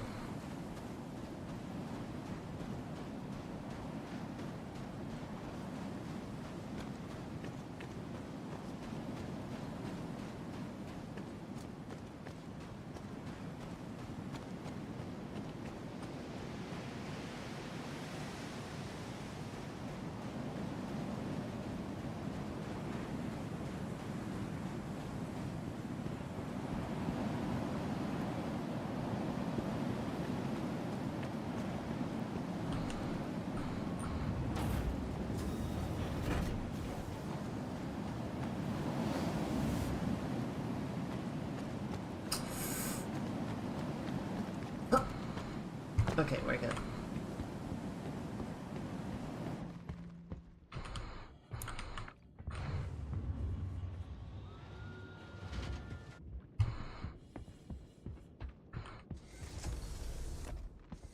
It was very cold out there. Alright, so we can put... Actually, let's do... this. We're gonna put everything away.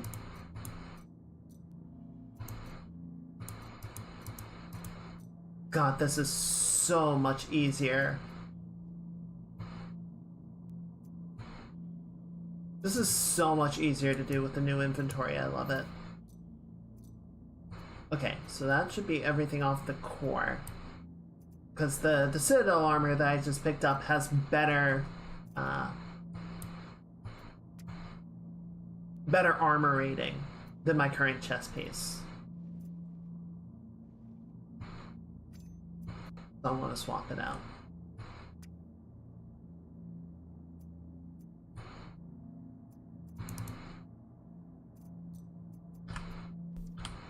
Assuming you didn't freak out, where is it?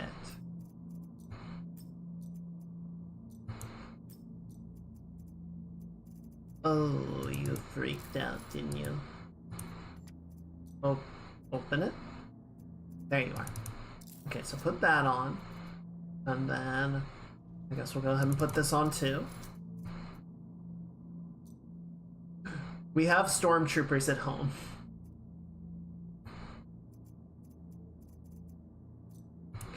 let's put this in ship storage. Then ship storage, and here, just empty out the backpack, that's fine.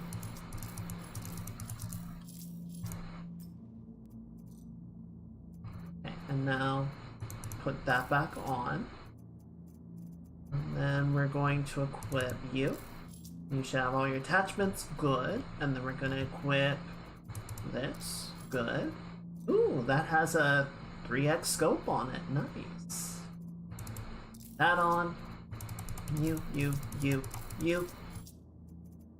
Unfortunately, the stack all button did not make it into this patch. So you still have to manually stack everything, which really sucks, but they're working on it.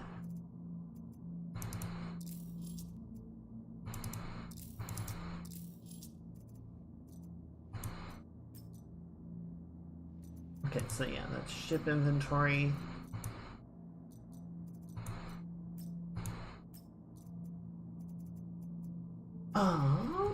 I guess go ahead and give me these guys.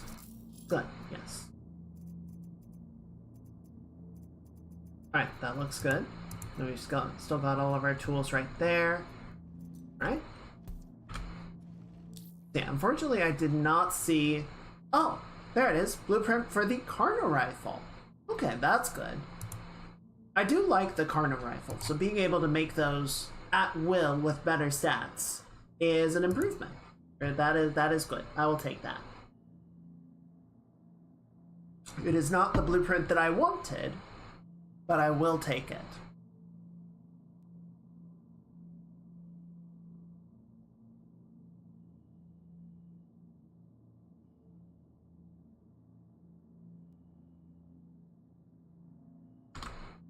Alright, what does this one say? Distress call from Stag's Rut on Power 1. A group of unknown assailants have launched an attack. There have been multiple deaths. We need to reclaim the outpost. I know this is far from your current position, but we're desperate to secure the area, get the outpost back and running. Alright? Let's go be big damn heroes.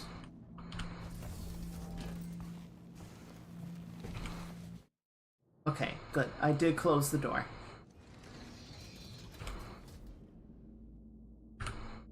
Engines on.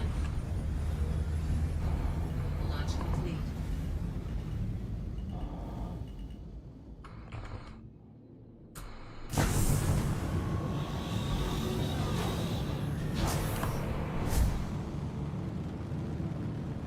So right now, ooh, that's cool looking.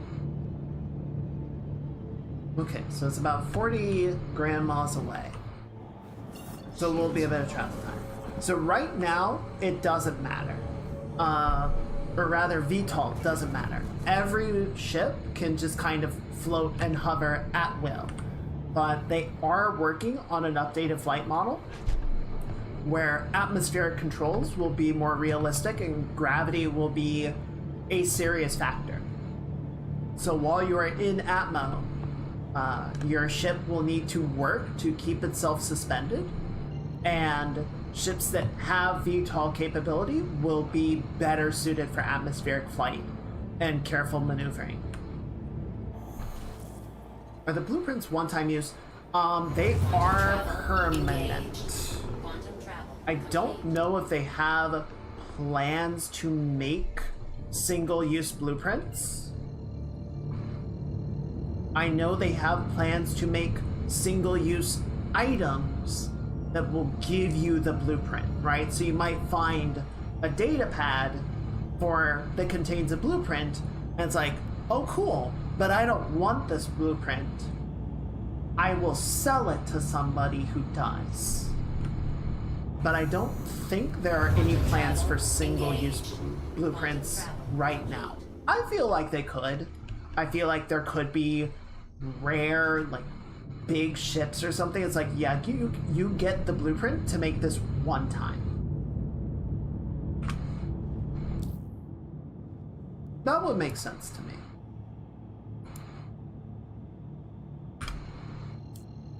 I was watching a live stream from the Ottoman ship yesterday. They were testing the orbital maneuvering thrusters, which are controlled by software that takes the inputs from the pilot's joysticks and gives them the result requested. Commander said the real ship was actually more accurate and responsive than the sim they trained on at NASA. Huh, that's incredible, frankly. Quantum travel engaged.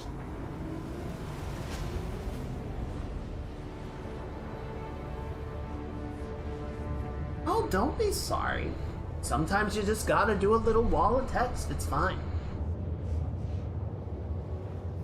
That's really interesting. I know, sorry to bring it back to the game, but I know one of the things, I was watching a little video on like settings recommendations, one of the things that is in here is, what is it called? In the controls here somewhere. Gravity compensation. So the ship will essentially try and like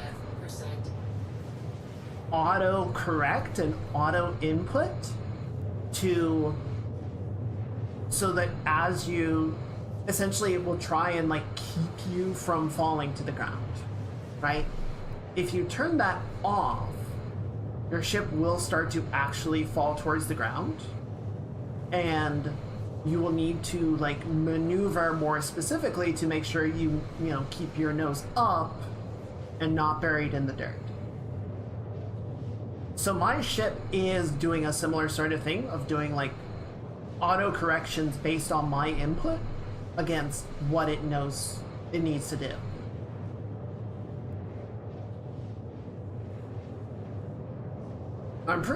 I remember in Apollo 13, I'm pretty sure this happened in real life, but I know they included it in the movie, the part where they had to do the burn to get home, but they had to do a manual flight. And so they had to like keep Earth within a very specific like window, and then engage the thruster and course correct completely manually, and it was so hard. Like even back in the Apollo mission, they had a certain amount of automate, or you know, translation between, you know, here's the control and here's what the ship is doing. And once you take that away, it gets really hard. You know, my ship, I'll show you guys when we get out.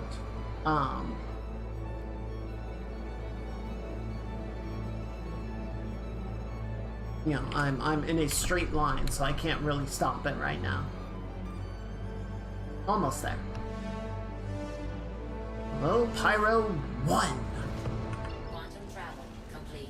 So, you know, my ship has 2 thrusters on the back, thrusters on either side, which then turn into the VTOL thrusters. And you'll notice there are small thrusters on the top, on the bottom, and then those can articulate a little bit and give me thrust control, roll, yaw, etc. Right? They engage in the right way to simulate 3 degrees of freedom or 6 degrees of freedom movement that terrestrial humans are familiar with. Quantum travel engaged. If part of my ship gets blown off or those thrusters get shot and disabled, my ship starts to lose maneuverability and responsiveness because it tries to fire a thruster to get the movement that I am asking of it, and nothing happens. Complete.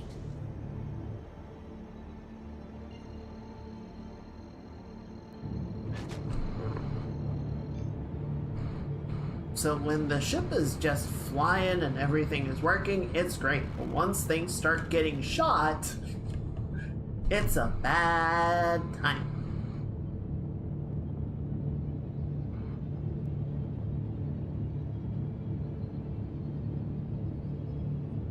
Okay, so this place has allies and non-combatants, so we can't just go in guns blazing, we can't level the place with blaster fire. Gotta be more careful. Okay, I do gotta check this out though.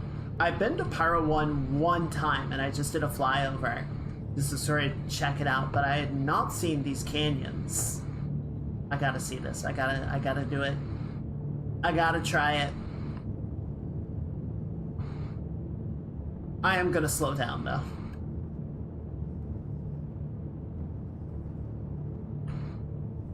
Shields on.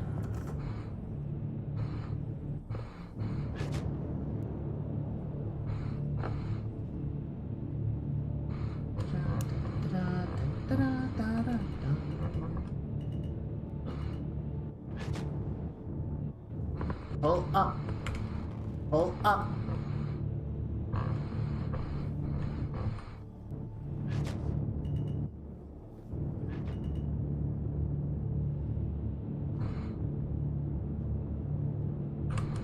What we got there? Got ourselves a little troublemaker. Why can't I target it?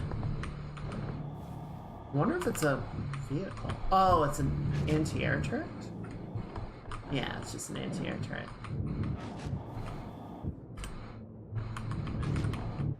Okay. What are we... Okay, not a big settlement. Unfortunately, I might... Engines too hot. What do you mean too hot? That's... I've never got that warning before.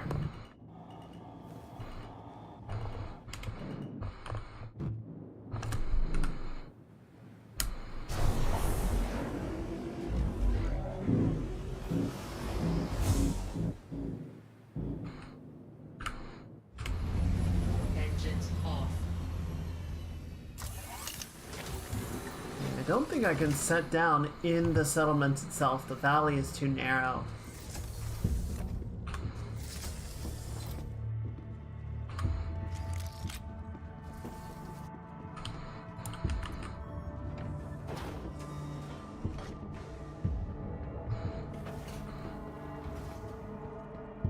Come on, planet, be kind to me.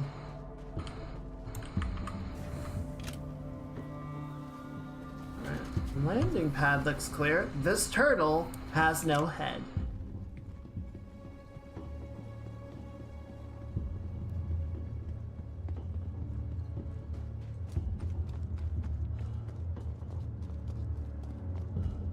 Wonder if it has components.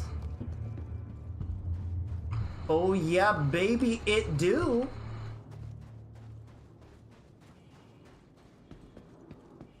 Yo, we're in business. I'm coming back for you once we're done here. That rock has no gravity.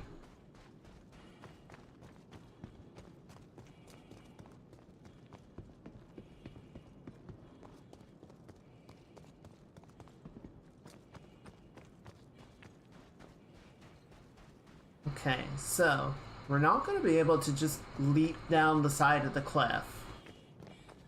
But I want to see what we're working with.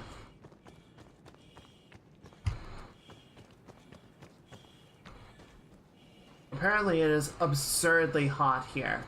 That's probably why my engines were overheating.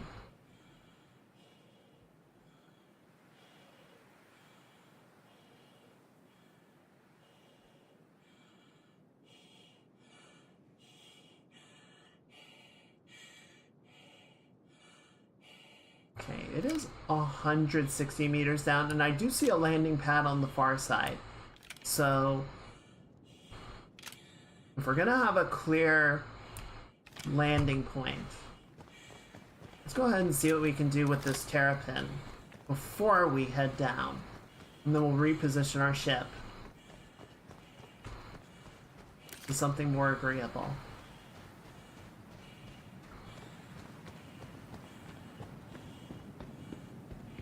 Probably wouldn't hurt to check these buildings really quickly, make sure they're clear of hostiles. Would hate to have to come all the way back up here. Alright, can I take these? Fuck yes.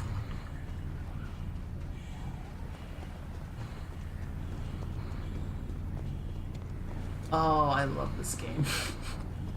I love this dumb fucking broken ass game so much.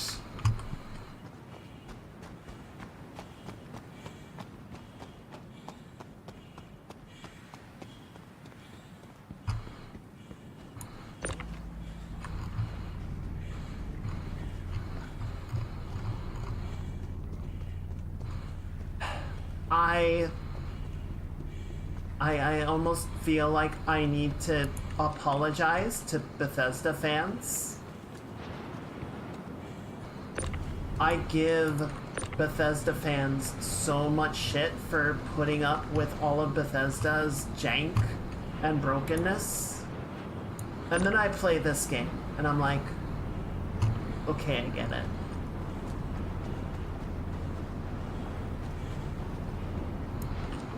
For all the brokenness, you can see the work that's put into an insane amount of work has gone into the game. It is true. It is absolutely true. And as I have said and will continue to say, when it works, there isn't really anything that compares to it.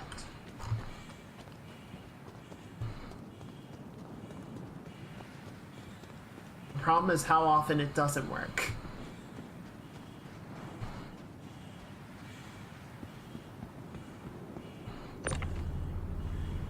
Come on. Catch. Oh, shit. I clipped through the ship. Okay, that's the fuse box. We're just gonna let that be. Can we put this out the front of the ship? Perfect. Thank you. Leave that there. That's another fuse box. Catch. Yep. That out the front of the ship.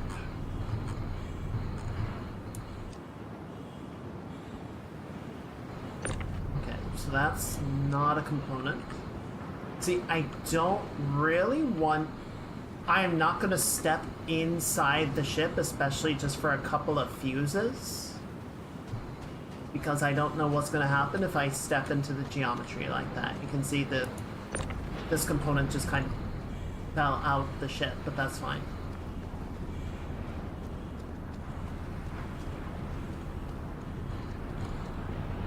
So yeah, this is part of the plan, you might say. That, you know, when you're salvaging ships, you're not just taking the hull apart anymore, right? You're not just breaking down the superstructure. You can actually go in and find all the various components in their respective nooks and crannies and, you know, component slots. And you can take them out and load them into your ship. And you can dismantle them for components.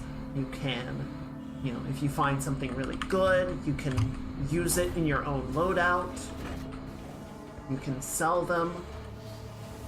You know, especially with the latest updates, you know, some people will pay really good money for, like, high-grade military or stealth components.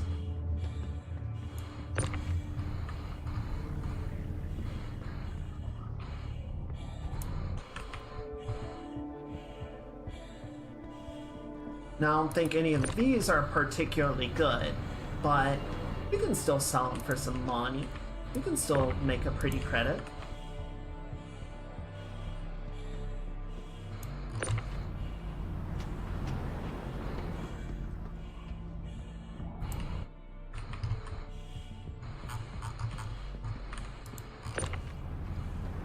Ow, fuck! I pulled it in too quickly.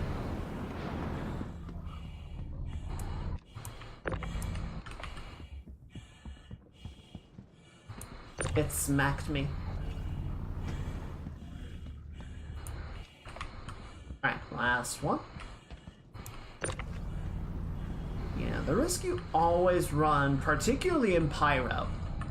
You know, Pyro is the Mad Max system. It is lawless. The only people that are upholding any sense of order are the various criminal outfits that control their respective areas, but there is no greater, you know, law system. It is outside of Imperial territory, Engines on. so it is all, you know, there is a possibility at any time that I just come under attack. Engines 2. I see that, dear. Gonna land really soon, I promise. Oh shit, it's because the coolers are running low.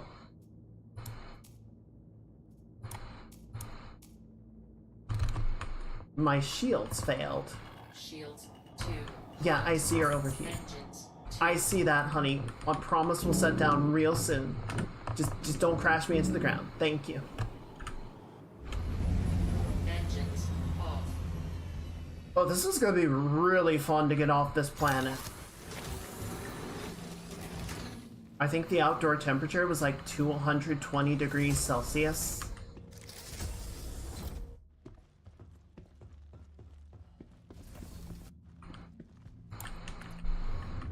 Which admittedly, good on my environment suit for, you know, keeping me alive, but also...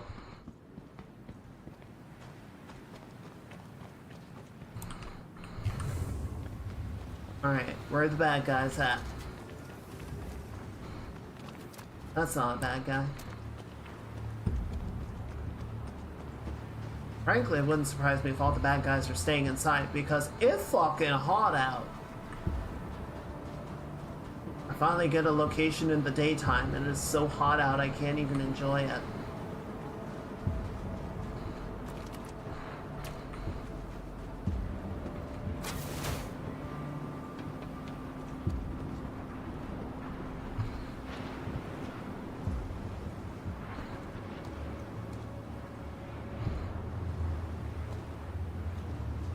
You know, this planet might have been pleasant at one point. The whole sort of concept of Pyro is that it is an old star that is nearing the end of its life, and so it's just sort of randomly belching out these massive solar flares. So Pyro 1 is just getting, like, perpetually roasted. Where is everyone? I'm gonna check the outlying locations before I bust down the main door.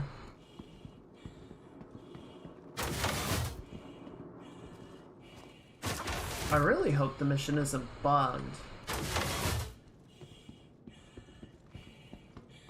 It may have just not spawned anybody.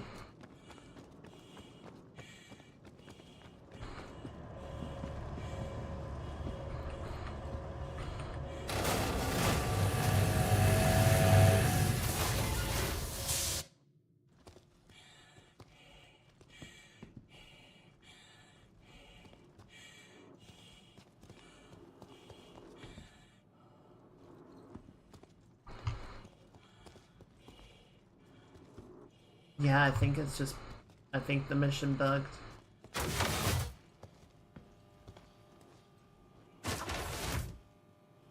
Dare!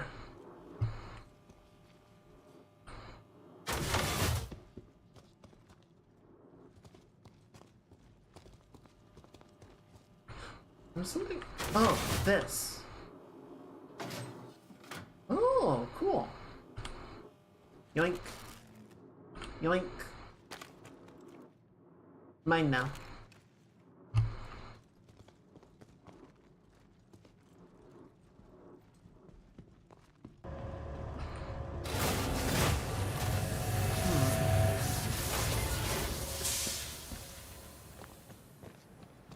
Yeah, I don't really see anywhere else to look.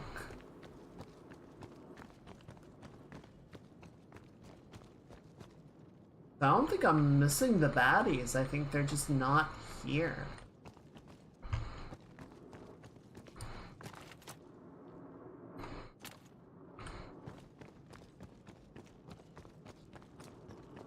That sucks.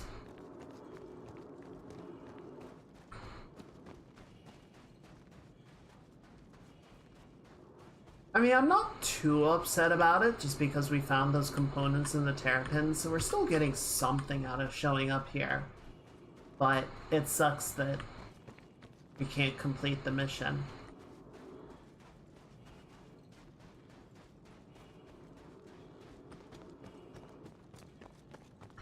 But that's kind of how it goes. I think it is an important reminder whenever I show you guys. It's like, yeah, sometimes the game is just gonna decide that it won't. It just doesn't want to. But for whatever reason, no.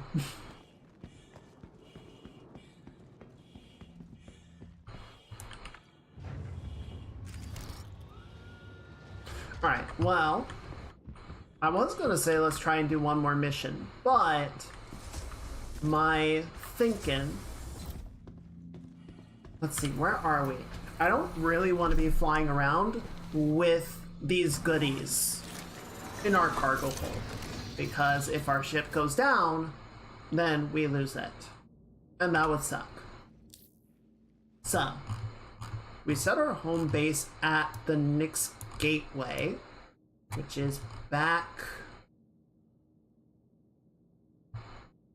Where are you? Where are you? I know I could just look for it. Okay, it's right there.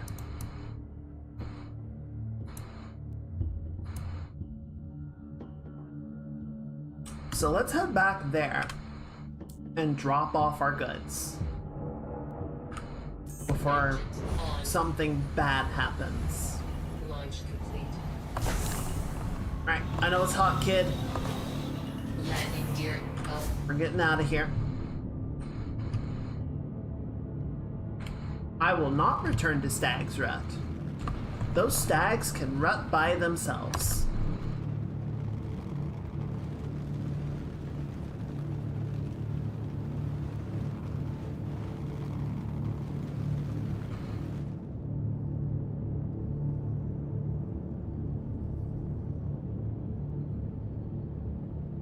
Yeah, we are 3 kilometers up and we're just now getting below 1 atmospheric pressure. And keep in mind, these planets are like 10% scale. So, Pyro 1 has a very dense, very hot atmosphere. Not good for living. Shields off. Alright. Gateway is gonna be behind us, it looks like. Yeah, it's freaking out. Because what it needs to do is give me an orbital maneuver to get me around the planet, and it's not doing that. So I'm gonna need to find one myself. There we go.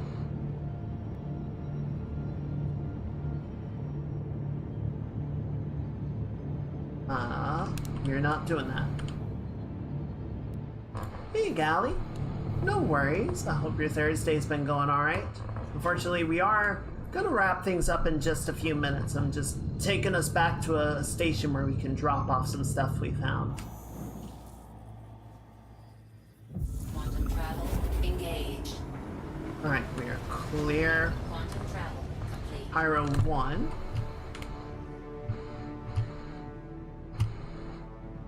Dang, we cleared that really quick. Wait, we pulled up. Where did it go? There's Pyro 1. Goodbye, Pyro 1. Been eepy. That's fair. Hope you can get some rest. Overworking sucks. I know you've been putting a lot of work in recently. Okay, where? Okay, now we can just drop a line in.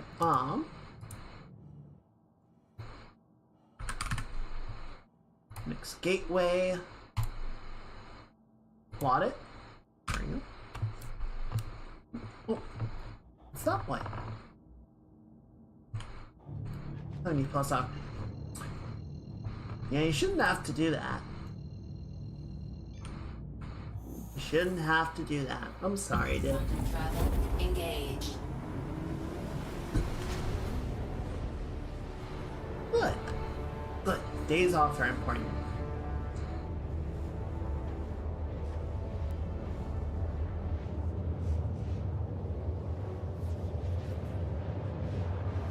Alright, so we did not find the blueprint that we wanted. We got a good blueprint. The Karna rifle is a good rifle. I like it. It's not my favorite, but I do enjoy it. So it'll be nice to have that. I'm probably gonna end up spending a fair amount of time in Pyro for a little while, just doing some more of these blueprints, see if I can't get the Arnimex gear, maybe some other stuff, a couple other guns and whatnot. And then once I have the blueprints, Quantum fuel I will know 15%. what various materials I have to go out and collect. And Pyro does offer a a lot of the highest quality materials. You know, they're sort of building it in a risk reward sort of way that, like, you want the highest grade material, you have to go to the areas with the highest risk. You know, Stanton is relatively safe. You're far less likely to get shot at and blown up by some random NPC or player, but you're also not as likely to find good components or good materials.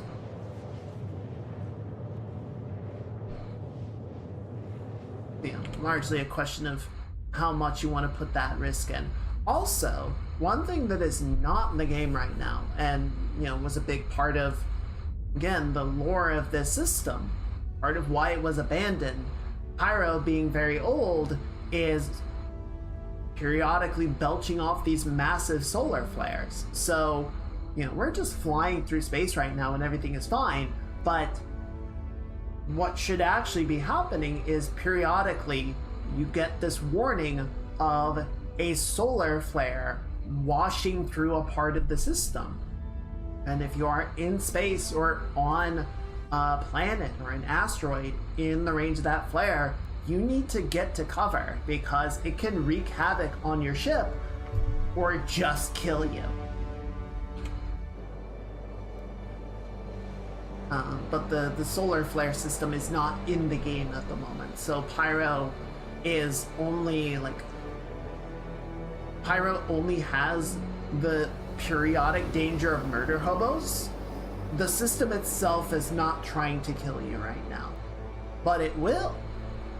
It will.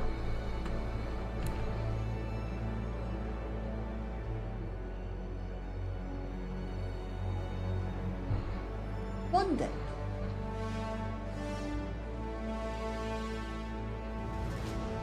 Quantum travel complete.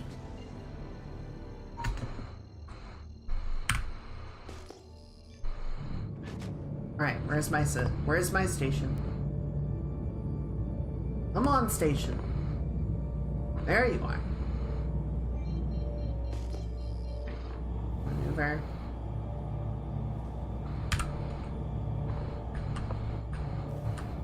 Shields on. Alright, give me a pad, please. Far side.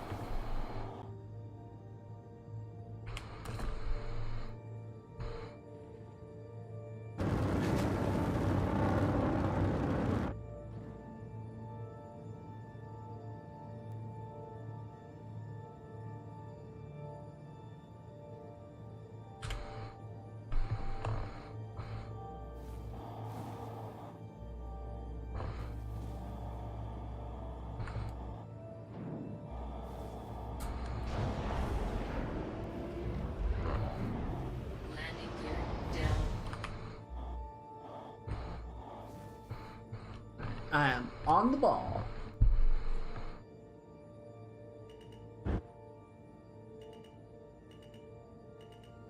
Approach looks good.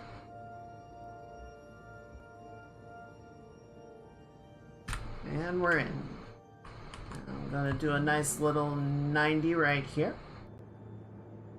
Just to park my butt right at the cargo elevator.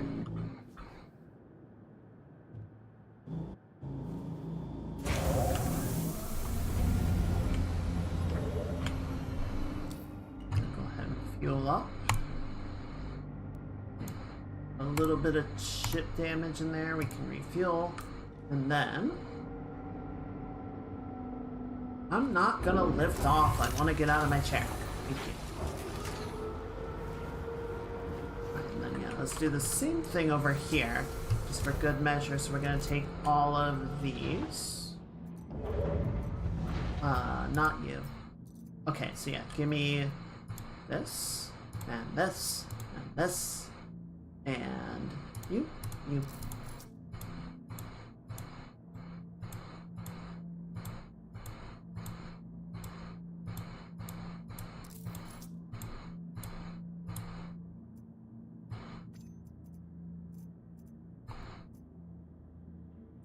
Okay, cool. We're just gonna dump all of that in the local inventory so I don't run the risk of losing it if the ship blows up.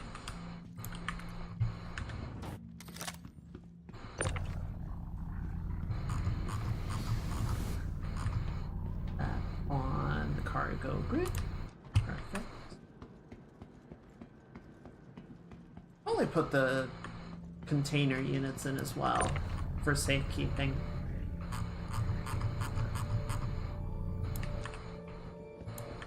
The ship does have a tractor beam that I can use from the cockpit, I just never use it.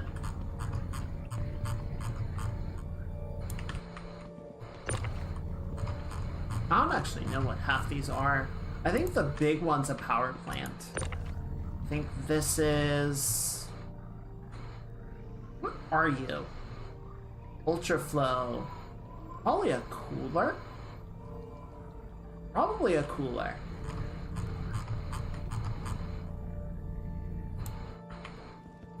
And then this is...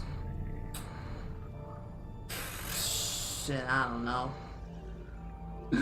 Alright, Mage. Appreciate you hanging out. Appreciate the support. Hope you get some very good rest. I hope you have a very good start to your weekend. Everyone say goodnight.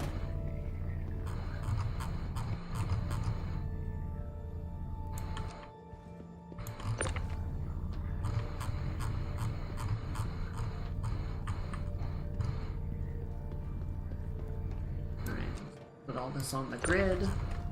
The grid, grid, grid. There we go. And then plop.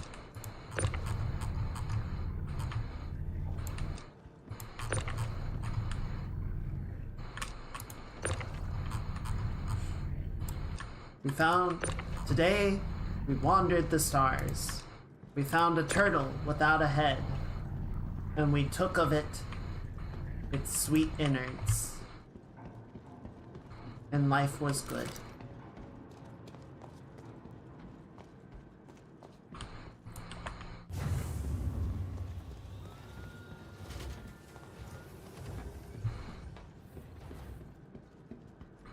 And now to the deep of the station inventory, we commit our earnings. 07, pants grab.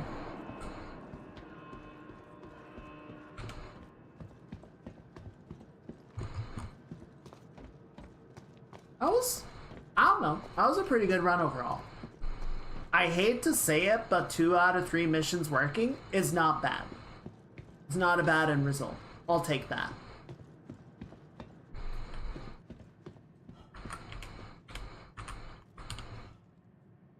I would probably be more pissed about it, but we did get some cool stuff out of the Terrapin, so that kind of makes it worth it. That makes it a lot better. Oh, now that it's in the inventory, we can actually see what all this is. So yeah, we got a... Holy shit. Okay, so size 2, grade A military is really good. That's actually huge. Grade A military shield generator. C grade civilian radar, so that's not very good. Grade A military size 1 quantum drive. I don't think any of my ships have a size 1 quantum drive, so that's not the most useful, but it's still really good. And then another grade 2 shield generator. I'm gonna put those in my fucking Guardian, and I'm gonna be unkillable. I wish it were that simple, but that's actually really huge. Military grade components are generally not purchasable. You usually cannot find those. Like, you can't go to a store and buy military grade components. Why can you buy ship weapons from a store? Shut up. There is actually a lore reason, but yeah, the military sort of reserves the highest quality components for themselves because, you know, they don't want the civilian population to be armed to a comparable level that they could actually, you know, match and overrun the Imperial Navy. fair enough, I guess. So yeah, finding some military components is actually a huge deal. That's really exciting. No black market sales. It's a really good question. So right now, no. Right now, no. There's no black market in any of the systems that you can buy military grade components from. That doesn't mean there won't be. And there's always the possibility in the future of getting military grade blueprints and crafting the components and selling them to each other. So there will probably be ways, but right now, essentially your best bet is to try and find downed ships and raid their components and see if you get lucky.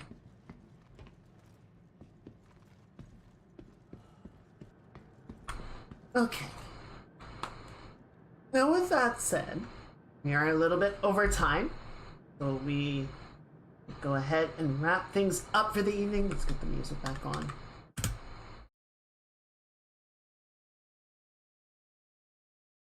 So yeah, thank you everyone for hanging out tonight. I know things did not go quite according to plan, but today did not go according to plan. So we improvise and we keep flying. But thank you for hanging out. Thank you for listening. Thank you for chatting. I appreciate everyone being here. I appreciate all the support. I'll let you know how things go in the weeks ahead. Go ahead and take us back to the cafe. Just as we figure out a plan, I will let you know. Yeah, it was not fun news. It was not good news, certainly, but I appreciate all of you being here to listen. I appreciate everyone being supportive. Yeah, well, we'll figure things out. I'm not really worried about it right now.